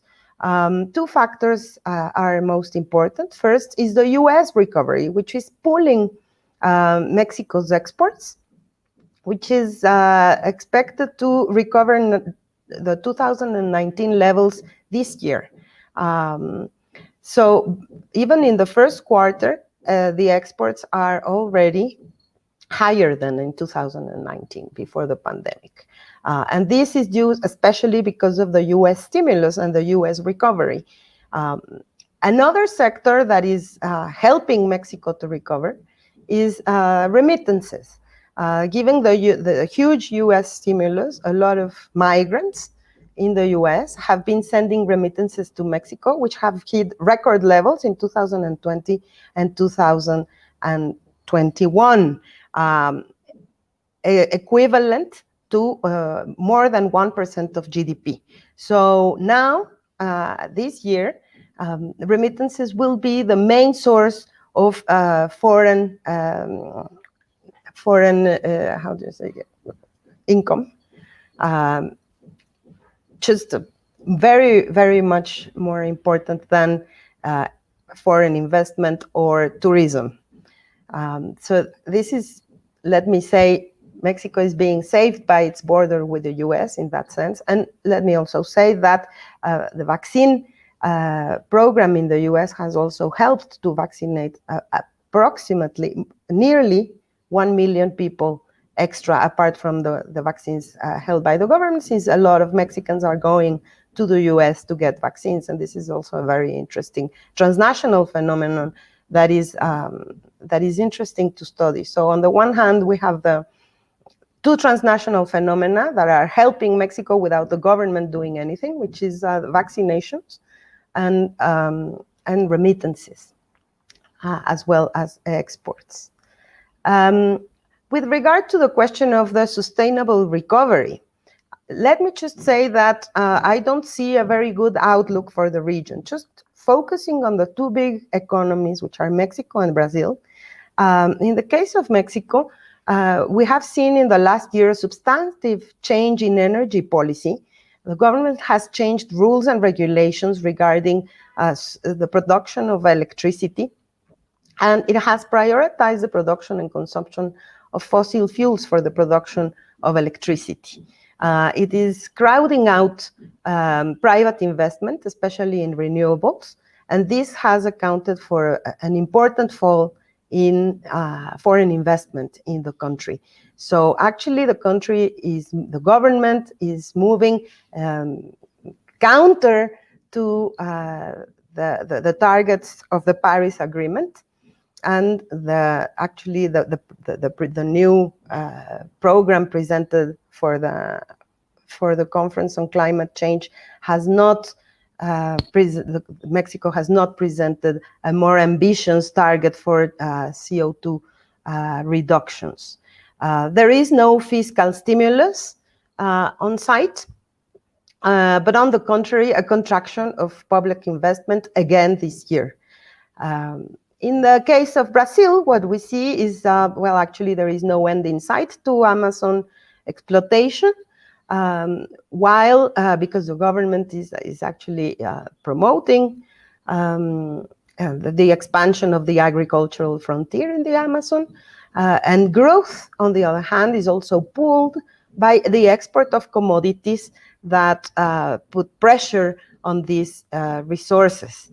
There was a fiscal stimulus, as I mentioned, in 2020, but it is run out of ammunition now, and it is not clear that a new fiscal stimulus will come in 2021 to fund projects, especially not in the sustainable or ecologic kind of this kind of projects.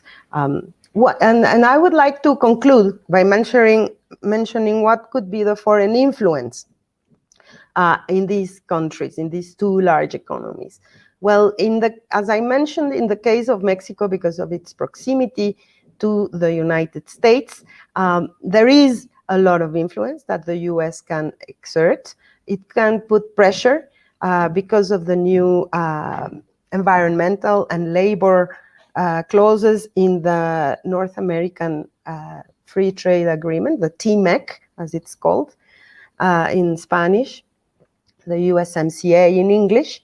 And actually, it is probable that we will see Joe Biden's green policies being reminded or being used to make Mexico comply with the environmental clauses of this agreement. So there is space for the US to exert pressure on Mexico, but there is a limit to such pressure.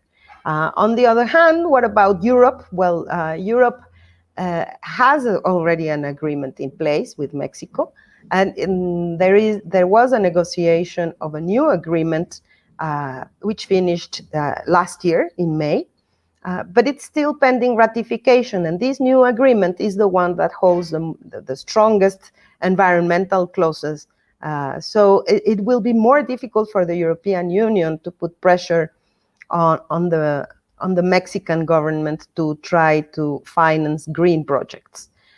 In the case of Brazil, it's more difficult to exert foreign influence because these kind of instruments are not present in the relationship with Europe or with the US. The US has no free trade agreement with Brazil, and the EU-Mercosur agreement, while concluded, is still awaiting discussion and ratification. So the foreign, let's say, northern powers have very little possibility to influence in that sense, to push for a more sustainable recovery. Of course, there is the influence of China, which is buying a lot of commodities, but I don't see China pushing for a green recovery necessarily. So the outlook is a bit bleak. I mean, I'm sorry not to be very optimistic. And thank you very much. This is all I have to say for the moment. Thank you very much, Lorena. I think you brought two very interesting phenomena, as you said, about Mexico, specifically about Mexico, perhaps parts of Central America, about U.S. vaccination and remittances. I mean, playing a huge role in ramping up the Mexican economy. Perhaps some Central American countries might be benefiting as well. But again, you painted a very green scenario for our Latin America, but that's what we have here. But you also mentioned one thing that's very interesting that I'm probably going to ask you guys in the Q&A about a possible new super cycle of commodities or commodity boom. I mean, is this recovery, especially coming from the East Asia, promoting a new, not necessarily a commodity super cycle that we saw at the beginning of the 2000s, but somehow someone in between. So let's do that on the Q&A. Now I would like to pass the floor to Renato Galvão Flores. He's director of the International Intelligence Units of the Getúlio Vargas Foundation. He's professor at the Graduate School of Economics, also at Getúlio Vargas Foundation, and has played a big role in many different institutions, such as WTO, CSPO in Paris, and the Brazilian governments. Professor Renato, the floor is yours.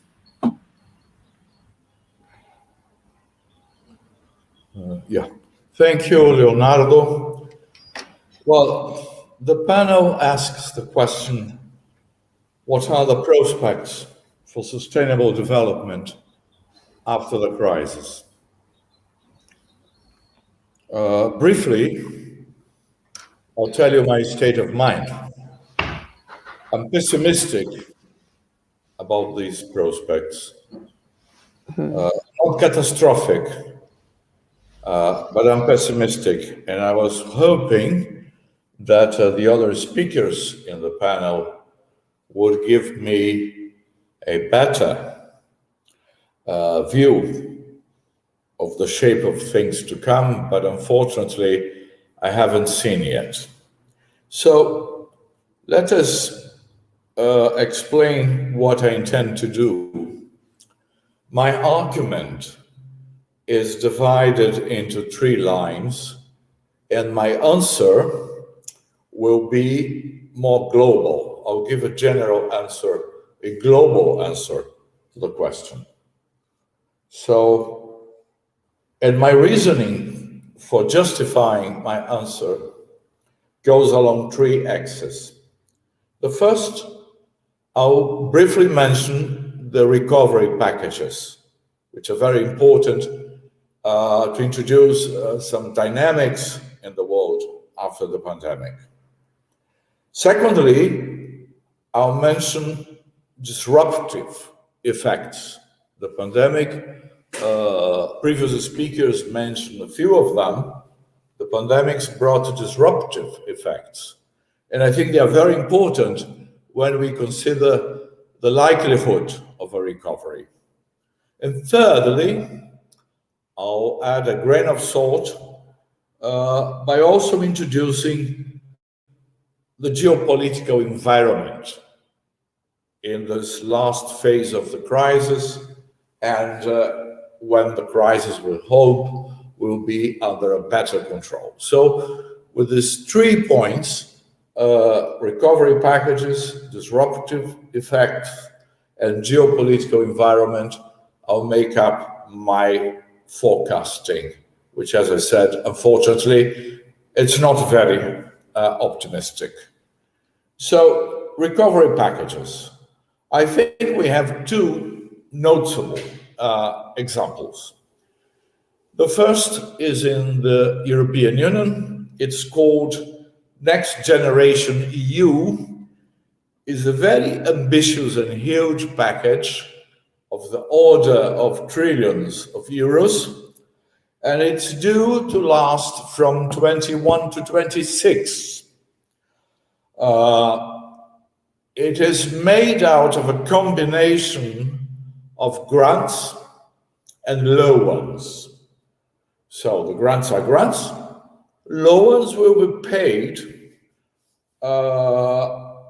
by the countries, and also the whole package will be financed, and this is an interesting idea, very important for the euro, by the emission of bonds, euro-denominated bonds, which will be not country-based bonds, but European Union bonds. This is good, I think, for the euro becoming a normal juridical person in monetary terms. Let us see how this will work. There are plenty of doubts about this mechanism, but this is the mechanism. Of course, the amount of money given to each country, to each member varies. The largest amount is going to be received by Italy, 191.5 billion euros. Spain, given that Barcelona has promoted this event, will receive 140 billion, but small countries like, for instance, Portugal will receive 16.6 billion divided between grants and loans. It is project-based, and it has two priorities mainly in terms of the teams for the projects: the digital and the green economy. And also in a third place, connectivity is a priority.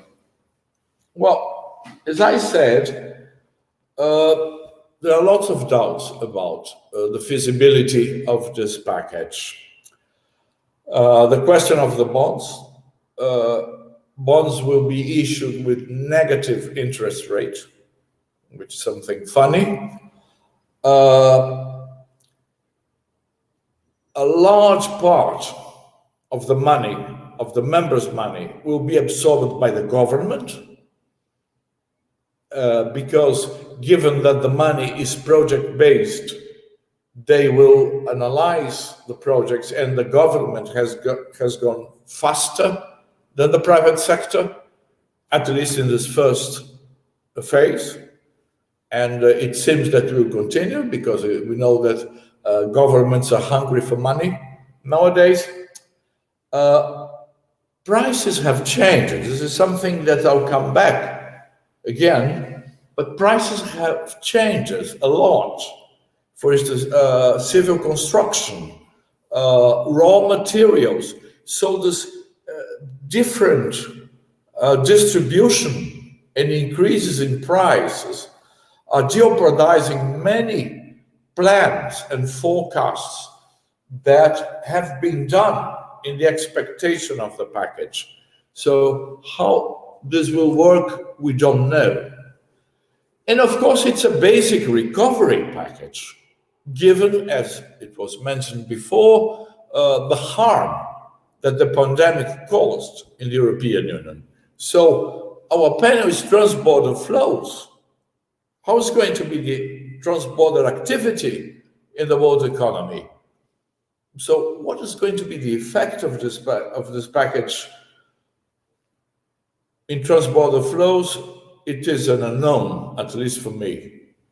So maybe it will keep a minimum ability to sustain trade flows, but a significant impact, we don't know. Then we have US several packages, of course, much bigger and more generous than the European ones.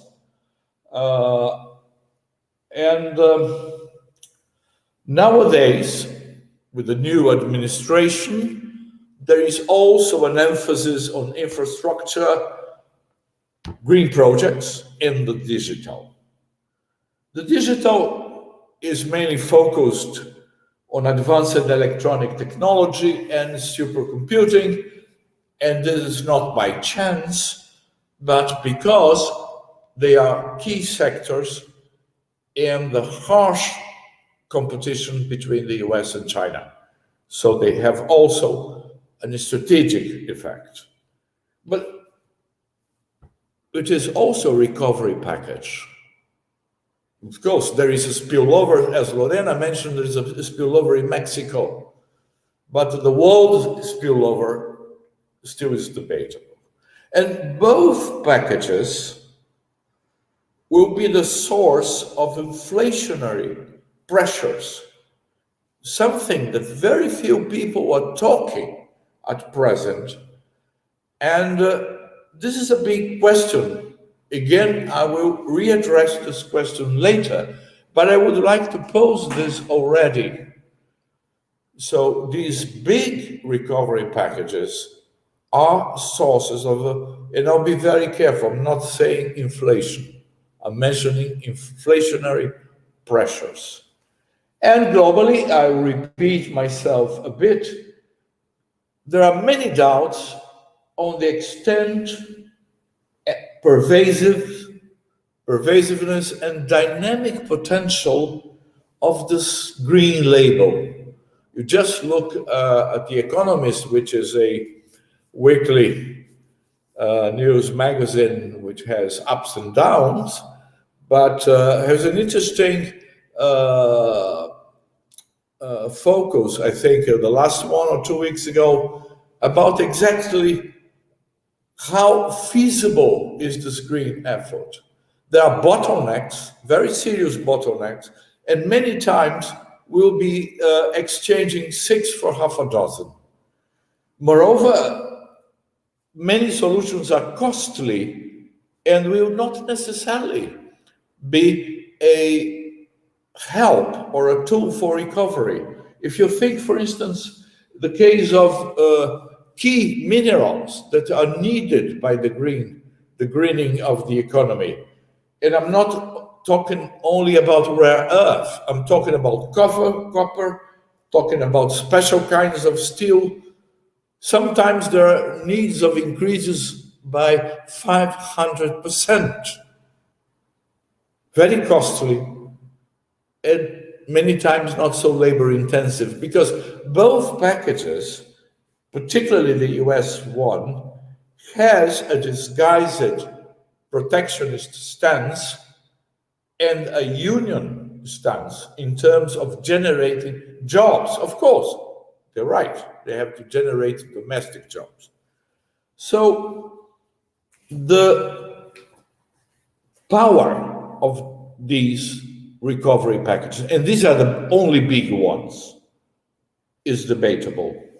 If we move to Africa, if we move to Latin America, as has mentioned here, we had countries that were moderately successful in dealing with the first or second phase of the pandemic. Now, I would say that the great majority is starting to be hardly hit by the pandemic, and we see no prospects of a coordinated or really significant package. So we end up, as in many conferences nowadays, with Asia. Very likely, Asia will sort out relatively better than the rest of the world.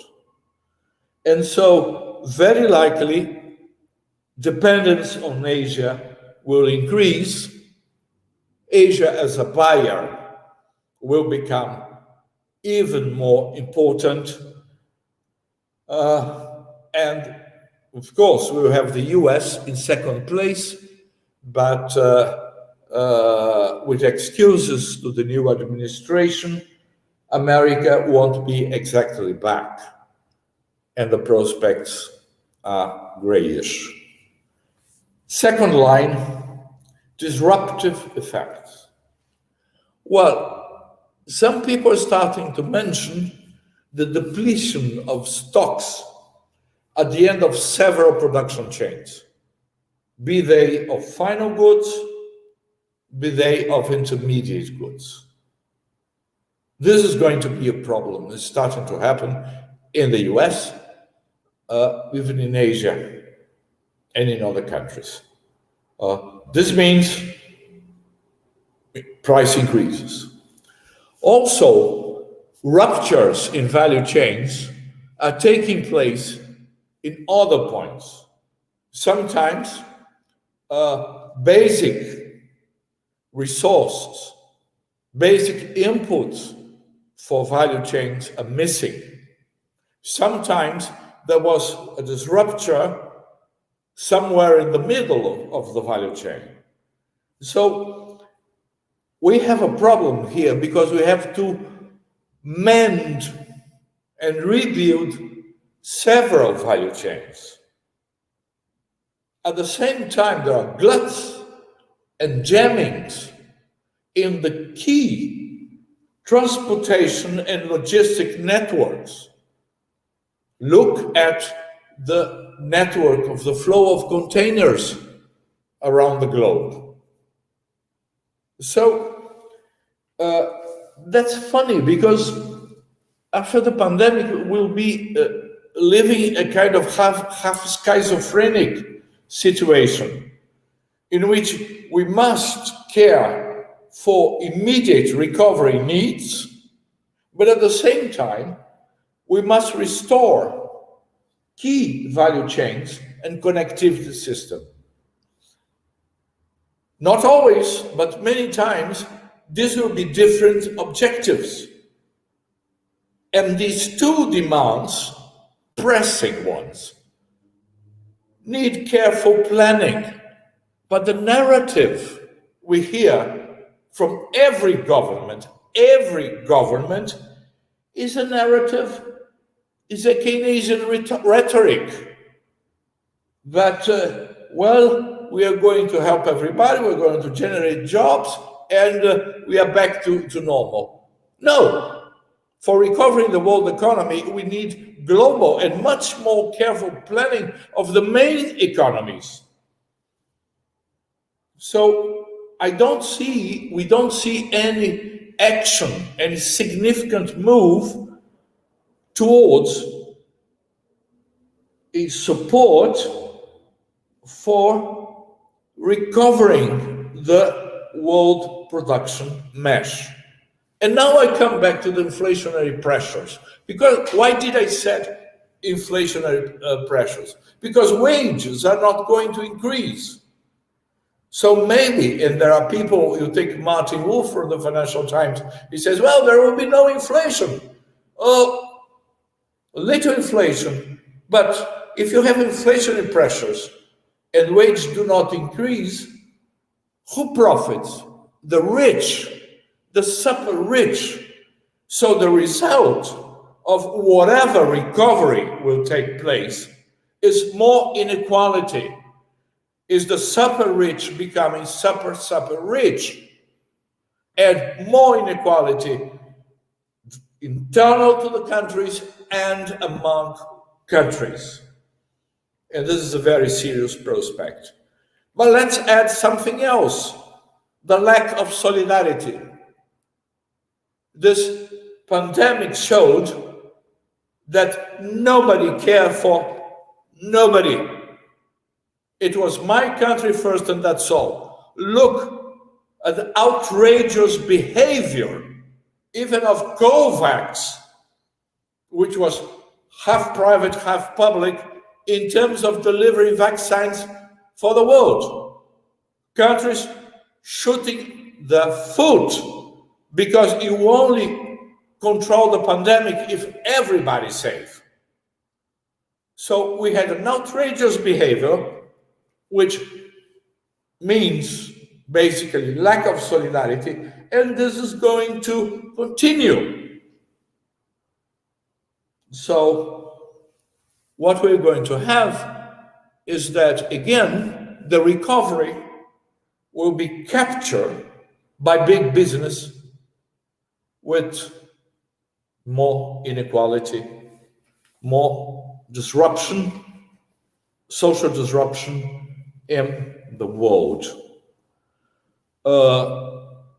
Latin America, Africa will continue to mainly be commodity suppliers, though with notable exceptions. We can mention very good exceptions, but basically this is going to be the pattern.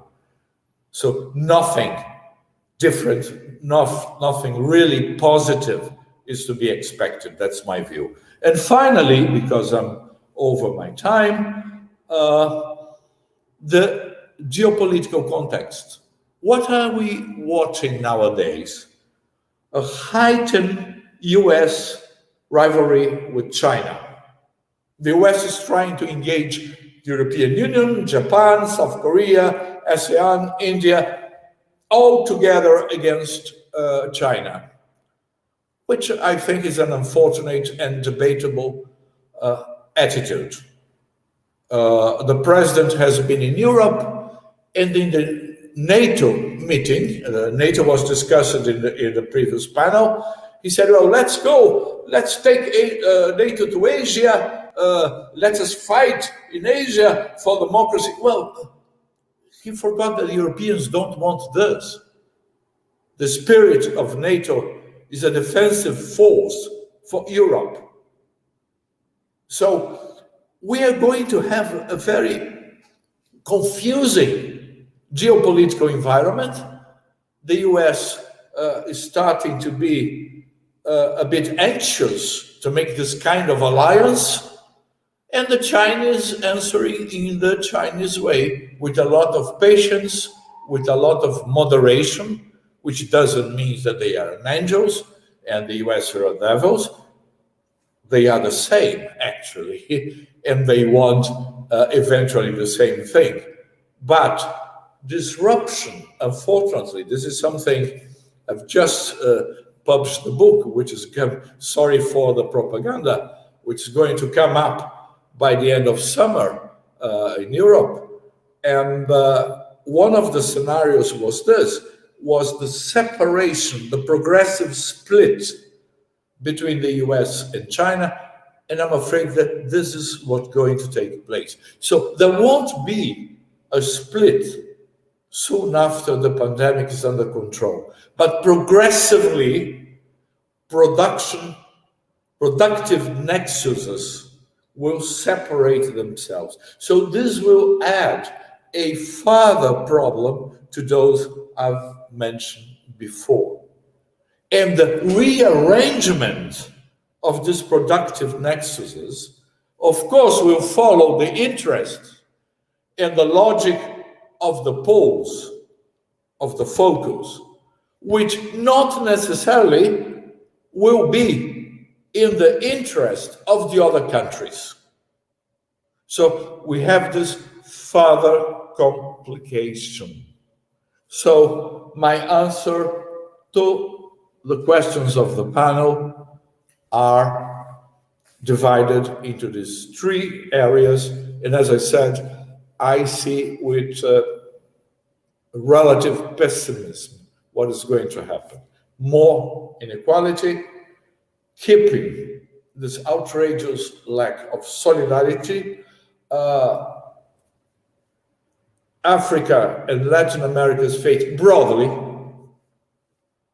will continue to be the same, and the rich becoming super rich and big business earning a lot, as it happened, for instance, in the vaccines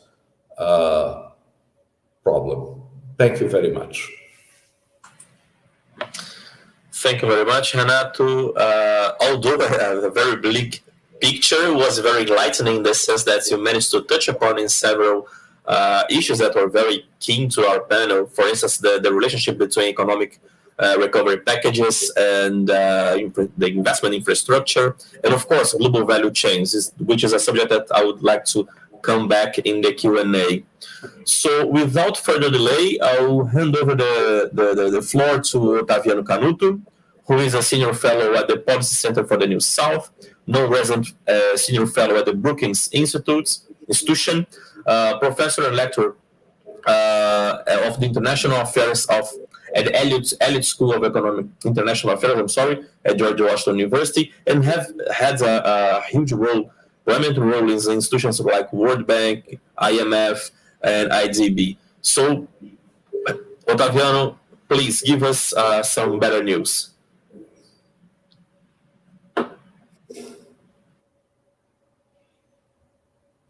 You are muted. You are muted. Can you guys see my screen now? Not yet. Oh, okay. So let's forget it. I didn't manage. I was not. I thought I could be. No, now we can. Now we can. Now we can see. Oh, okay, good. Okay. So thank you very much, Leonardo, for inviting me to be here and in such a great company. A lot of convergence in many respects. Lorena, I wrote a piece at I co-wrote a piece at the America's Quarterly recently, sharing your gloomy view on the impact of the pandemic in Latin America and the Caribbean. Renato, I also have written about the legacy and the bad legacy and the scars coming from the pandemic, and they match to a large extent to what you said about the income concentration, about the breakdown of the cooperation and so on. And also RIM is our third or fourth joint session in the last 2 years. And again, I have a great convergence. So in order to try to add something, let me focus on sustainable investment in infrastructure. I guess the push for sustainability is the only positive outcome from the pandemic. And that translates into a big way for a proposal of a green recovery led by investments in infrastructure. And that will necessarily entail transborder capital flows, as I will try to illustrate. In this regard, I am less pessimistic than Renato in what he said. Look, the global infrastructure gap between now and 2040 was estimated by in the G20 Infrastructure Investor Dialogue as something close to $81 trillion.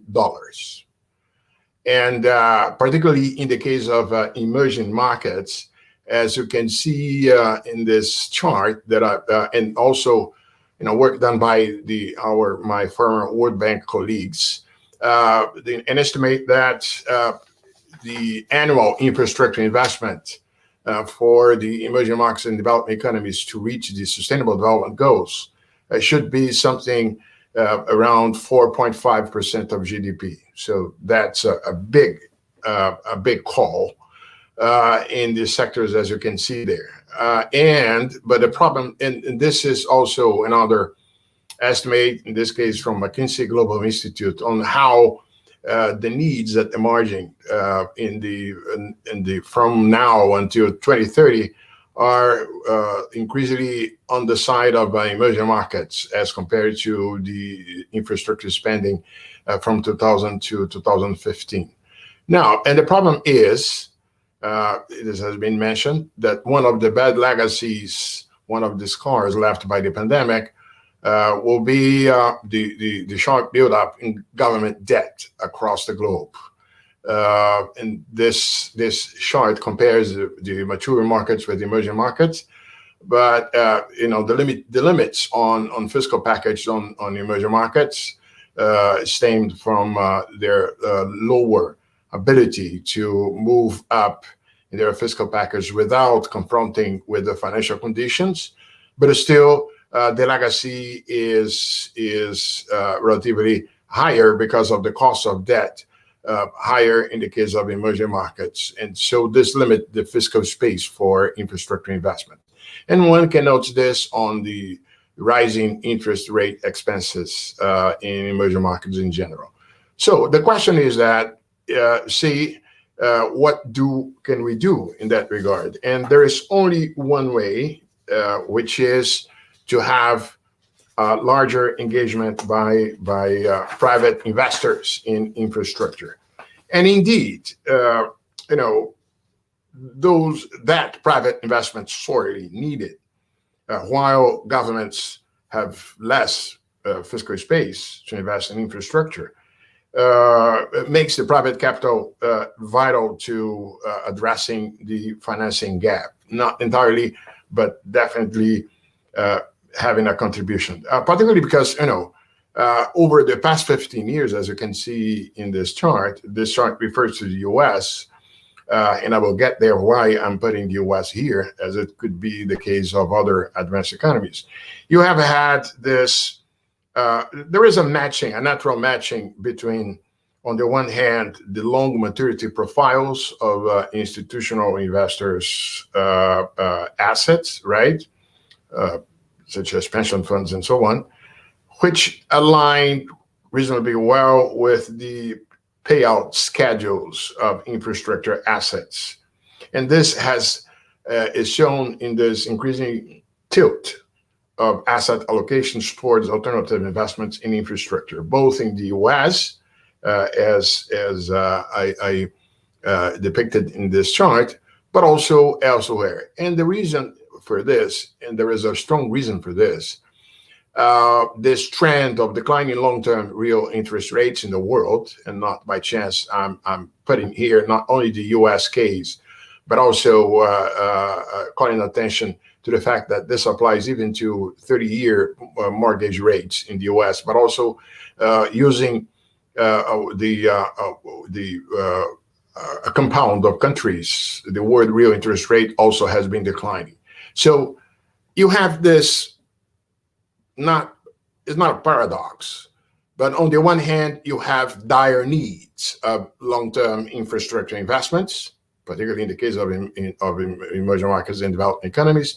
And on the other, you have money available, liquidity, and a search for yield, a search for investments that can provide more than what are the safe and basic interest rate kinds of applications. And the question is what to do in order to match them, in order to make a bridge between that need for yield on the one side vis-a-vis the strong need of investments on the other. And indeed, look, and that I come with the green energy.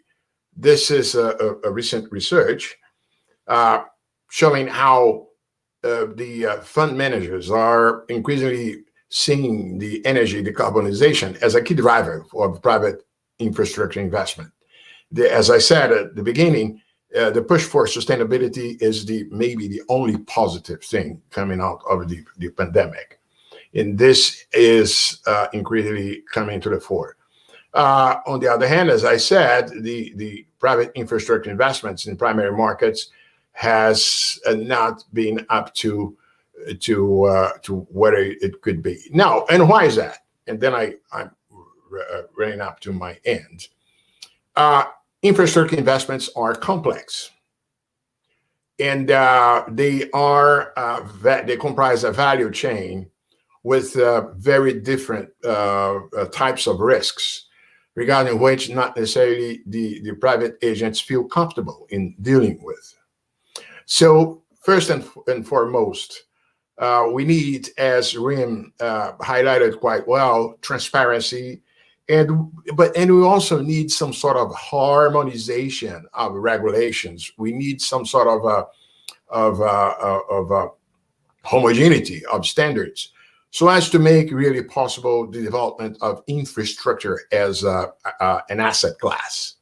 This is true particularly in the case of smaller countries. Think of Africa, no individual countries, few individual countries have the scale to provide a pipeline large enough, sufficiently homogeneous, that might make up a specific pipeline for that country. So regions like Africa need to have because otherwise the private agents will not invest in creating capacity to deal with those kinds of complex projects and so on.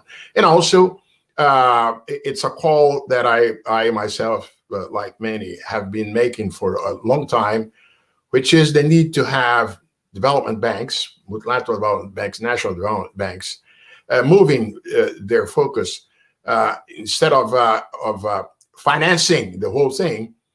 They should focus on providing the option of tackling specific risks regarding which the private sector doesn't feel comfortable to deal with. I'm talking about guarantees. I'm talking about financing in some key moments of the value chain, and this varies according to the type of infrastructure at play. So we need, as mapped out at the OECD in this case, but this is something that should be up in forefront. So we have tightness of fiscal space relative to investment needs. We have a mismatch, as I was calling attention to, between the availability of low-cost finance and the scarcity of infrastructure investments, which makes a perfect marriage. That's why I like to call it matchmaking. We have to have the national and multilateral development banks doing whatever it takes to crowd in private investments instead of crowding them out.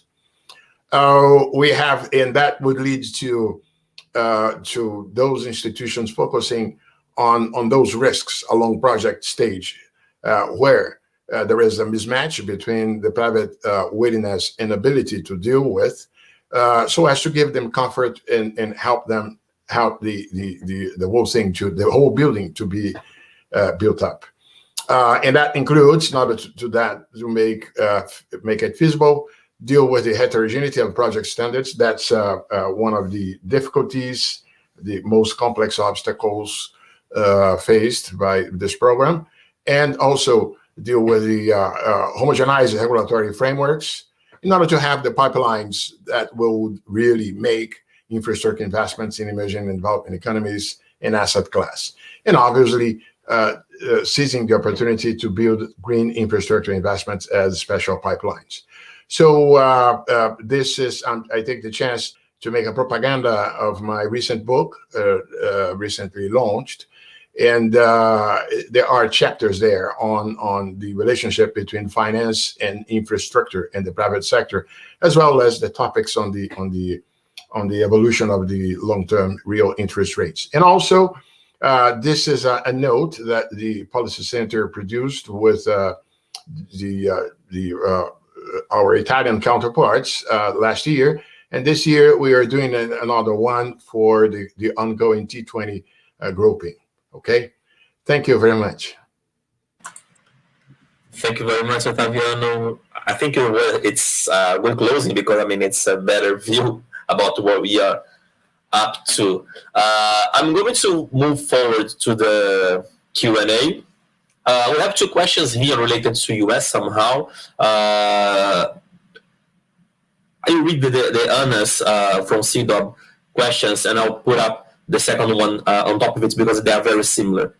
So I'll direct these two questions to Lorena and to him because they more or less touch upon this subject. So, to finance the recovery plan, Biden has proposed tax reforms, including international taxes. How can this affect trade? And it's possible to reach a broader agreement. What about China? And that the second question was about this huge package, incentive package of US, and how this is affecting interest rates, and how this is affecting inflation, and how, of course, this affects indebtedness in the world in general. So, Rim, would you like to start? Yeah, thank you. This is a complex question because, first of all, as I mentioned, all the recovery plans have been funded via indebtedness. So this obviously will have implications on the tax systems to recover in the long run, all these expenditures, in fact. So you need to have and I think the tax system would have to be reviewed globally. Well, how it will impact trade, perhaps the whole debate. There is an issue. The audio is not very good. No. So perhaps there might be some thinking on the tax of financial services again, or financial flows. Probably this is something that could be one solution. But also we've seen that the G7 agreed to tax the large players, especially the digital players, the large companies, which could eventually recalibrate the global economy. But we need evidence. I mean, yes, willingness is good, agreements are good, but we need evidence. We need to see whether this is happening or not over the years. And again, I go back to transparency in that respect. So I think that there is another point which I think I don't know if it was clear in my presentation. I think more accountability is needed in the decisions of indebtedness and over-indebtedness of the countries. I think citizens should be a little bit more involved on it, because it implies that any decision of indebtedness, in fact, implies that there is a change in the tax system, and then they simply accept it and they don't participate to the decision making, which I think this is a clear deficit of democracies. And I understand that in autocratic countries, yes, it's possible, but it's not desirable. But then in democratic countries, we expect, or there is the expectation, that accountability should be enforceable. Yes, it can be via parliament, Congress, whatever, but major decisions should involve the public. And I think this is important. It has been done, for example, in major decisions like, for example, the referenda for Brexit. But how is it possible that it's not done for decisions like indebting massively the country? So anyway, so this is something that is beyond really, I mean, of course, taxes will impact the citizens, but generally, and with the experience, we've seen that all the decisions to change or to reform the tax systems, they impact the middle class.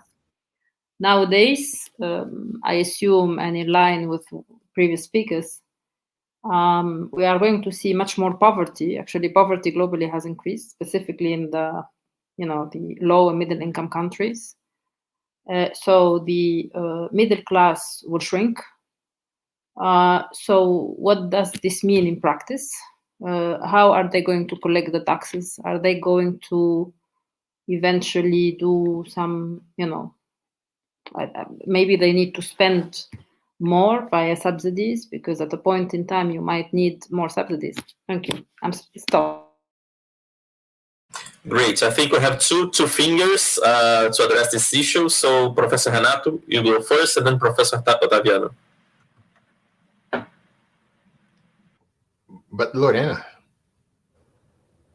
Lorena will have the whole answer, but just the two fingers that you raise it. Two very short remarks.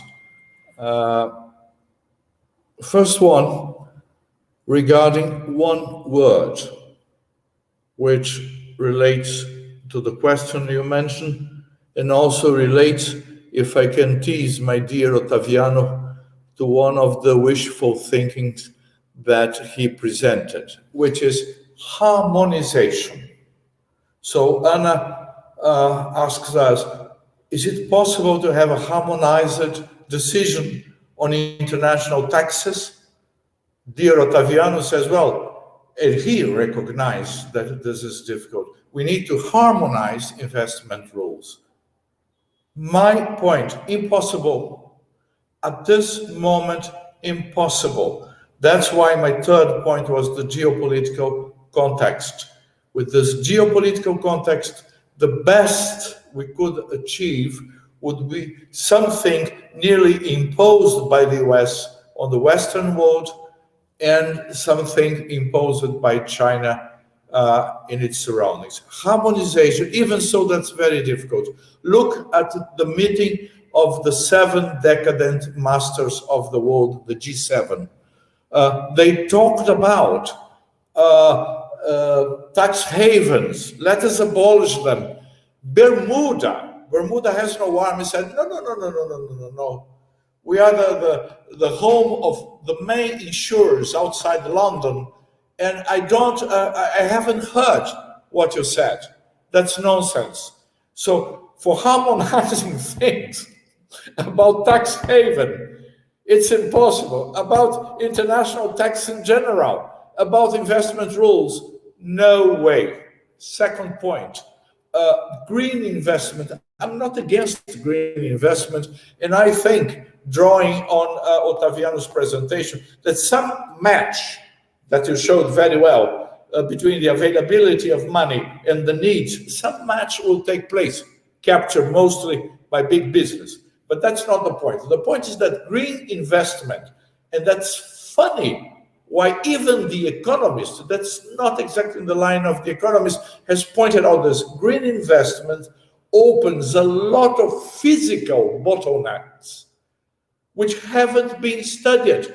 Take wind energy. For the helices, you need special kinds of wood from the Amazon forest. Are you going to deforest the Amazon? And so Brazil will share the blame with Ecuador, and the best kind of this wood is found in Ecuador. Taking at minerals, rare earths. People are enjoying because China pollutes its soil and is the source of rare earths. But the US has a lot of rare earths, but has to start to do mining in its own country, which will raise a lot of disruption and protest. So the problem with green investment, beyond everything that has been said, all the arrangements and things that Ottaviano showed, for instance, the points raised by Rim, is that there are physical bottlenecks, which people just turn their head to the other side and don't look at it. So this is a bit of a panacea. Be careful. Okay, so Professor Ottaviano, you raised your 2 fingers and you were provoked by Renato. So yes. No, I didn't provoke at all. First of all, just to make sure a clarification. When I refer to harmonization, Renato, I refer to harmonization of standards, and in that case, there is a good ground for collaboration because it's of the interest of the recipients of the money. Yes, I agree. Yeah, okay. So as for the tax, taxing tax, right? It's something needed because you have, even if it's a matter that is of utmost interest to the U.S. and France and the other European countries, not to Ireland, not to Hungary, but the fact of the matter is that the dilemma of prisoners in which the global system is today leads to the worst outcome among themselves, and we'd better have something that it's good for them and indirectly also good for us. And taxing tech and taxing the big capital that has the possibility of escaping is something that undermines the whole system. And the fact of the matter is the following. Of course, Bermuda said what it said. Of course, Ireland will resist. Of course, Hungary, where I was virtually 2 weeks ago, will also complain. But, there are the means by which you force those people, those countries, to either cooperate or is out. Is the type of exercise that has been implemented in the past vis-a-vis fiscal havens and so on. So I'm not that all pessimistic in that regard. The difficulty will be for them to find a common ground among themselves. But the recent G7 negotiation showed that it's possible. On the US fiscal package, I don't see why you can take for granted that it will lead to hyperinflation or high inflation. It's still ongoing. It may well be that the basic scenario called for by the current fiscal authorities and monetary authorities, which is a gradual ramping up of the levels of inflation, are all that is there. We don't know. We don't know how large are the package vis-a-vis the capacity and so on. And even if the risks of the concentration of income being worsened, as you mentioned, what's the alternative, Renato? The alternative is it is to keep the less than optimum income growth that we have watched since the global financial crisis. I think the alternative has a higher likelihood of trickle down to wages than the status quo. So, with something the guys need to do about income concentration, yes, they do. But I don't see the stimulus as being something counting against that, and the scarcity issues that will stem from the green wave. You're right. I wrote about this.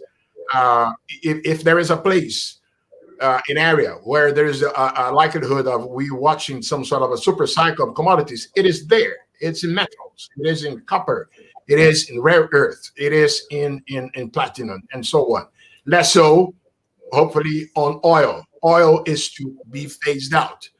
And the challenge will be to increase the production of copper, for instance, following ESG standards, because that's the utmost importance. But even so, better with a green investment sparking situations of scarcity than contrary-wise. Just, Leonardo, very short. Regarding trickle-down, yes, indeed. We saw a wonderful trickle-down in the vaccines case. Secondly, about the green investment and the inflationary, I agree with you. I'm not expecting a huge inflation, but exactly the increase of inequality, and I don't think this is nice. And finally, the geopolitical situation changed. So even, I agree with you, it's a harmonization of standards.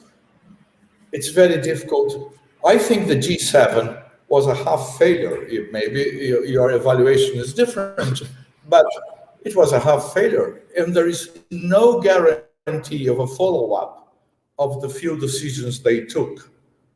And about the interest of France, US on the international tax, it's not only Hungary, neither Ireland who are against. I see no scope, but this is another panel. Right? Perfect. Then Lorena, the same question, but I'd like to touch upon the idea about the possibility, the expectation of super cycle of commodities, or perhaps a mini boom of commodities. I mean, is there something in the cards, or is wishful thinking? No, I mean, I think what we are seeing is already a super cycle of commodities again. We have seen, even in oil, which is to be phased out, we're seeing sharp increases in the prices this year. And obviously, because it will be difficult to expand the capacity to produce prices are going to rise, at least in the medium short term. I think they are, and this will be a factor pushing Latin American growth for certain. But at what cost? Especially because, as has been mentioned already, we need to comply with certain SDG standards, sustainable standards. So the expansion of the capacity will not be easy. And so therefore, I expect to see an important rise in prices and also in the recommoditization, if you like, of Latin America's exports again. Apart from Mexico, which has seen more an expansion more in its exports of manufactured goods, especially in non-automobile sector, the rest of Latin America is depending on exports of these commodities. As has been mentioned, of copper in particular, there has been great demand. And I think in other metals, mining will be an issue. However, I'm not sure whether it's interesting to see that there is a need for investment, and then there is all this money looking where to be invested. But on the other hand, we're seeing, at least in this region, a lot of political instability and changing rules and populist governments making investment difficult. So I think it would be coordination, just as in the taxing debate. In the investment debate, there should be also coordination from the European Union, the United States, and also investment banks like the World Bank or the Inter-American Bank, in order to put pressure on these governments to stabilize rules. Otherwise, this investment is not going to arrive, or at least not as in the quantities that it is needed. So this is just my first reaction to this debate. And with regard to Anna's question about international taxes and whether they will affect trade, well, it depends on where the taxes are put. Obviously, we've seen, for example, Argentina dropping taxes on exports of meat recently. So this would actually stimulate trade rather than hinder it. It really depends on where these taxes go. There's also the issue of whether the EU will impose this carbon tax or not, with this Green Deal that the European Commission is pushing. I find it quite difficult. Some of the developing countries like India, like Brazil, are not going to accept this. Even the US is not going to be very happy about this carbon tax. So, well, they have already said so. So it really depends on where these taxes end up going, you know. But I agree that there is an emerging consensus, at least in the developed world, that big companies, especially tech companies, have to be brought into line somehow, and be it through taxing, being through competition, being through data privacy, this kind of thing. I think there is going to be at least a consensus among developed governments emerging on this issue, and on taxing big companies, because I don't see how the middle class, which is going to shrink, as Renato very well mentioned, is going to pay for this. Thank you. Thank you very much, Lorena. Well, we are over our time, so there's no more time for questions. I had some questions here for everyone, but I'll keep it for private conversation afterwards, after this pandemic, and we can meet face to face. So I'd like to close this panel and also close the whole webinar of the Jean Monnet Network 2.0 dialogues. First, I'd like to thank you, all the panelists, for being here with us today. Thank you very much. Amazing debates that you have here. I'd like to thank you, all the viewers, for being here with us, not only for today, but yesterday in the first and the second panel.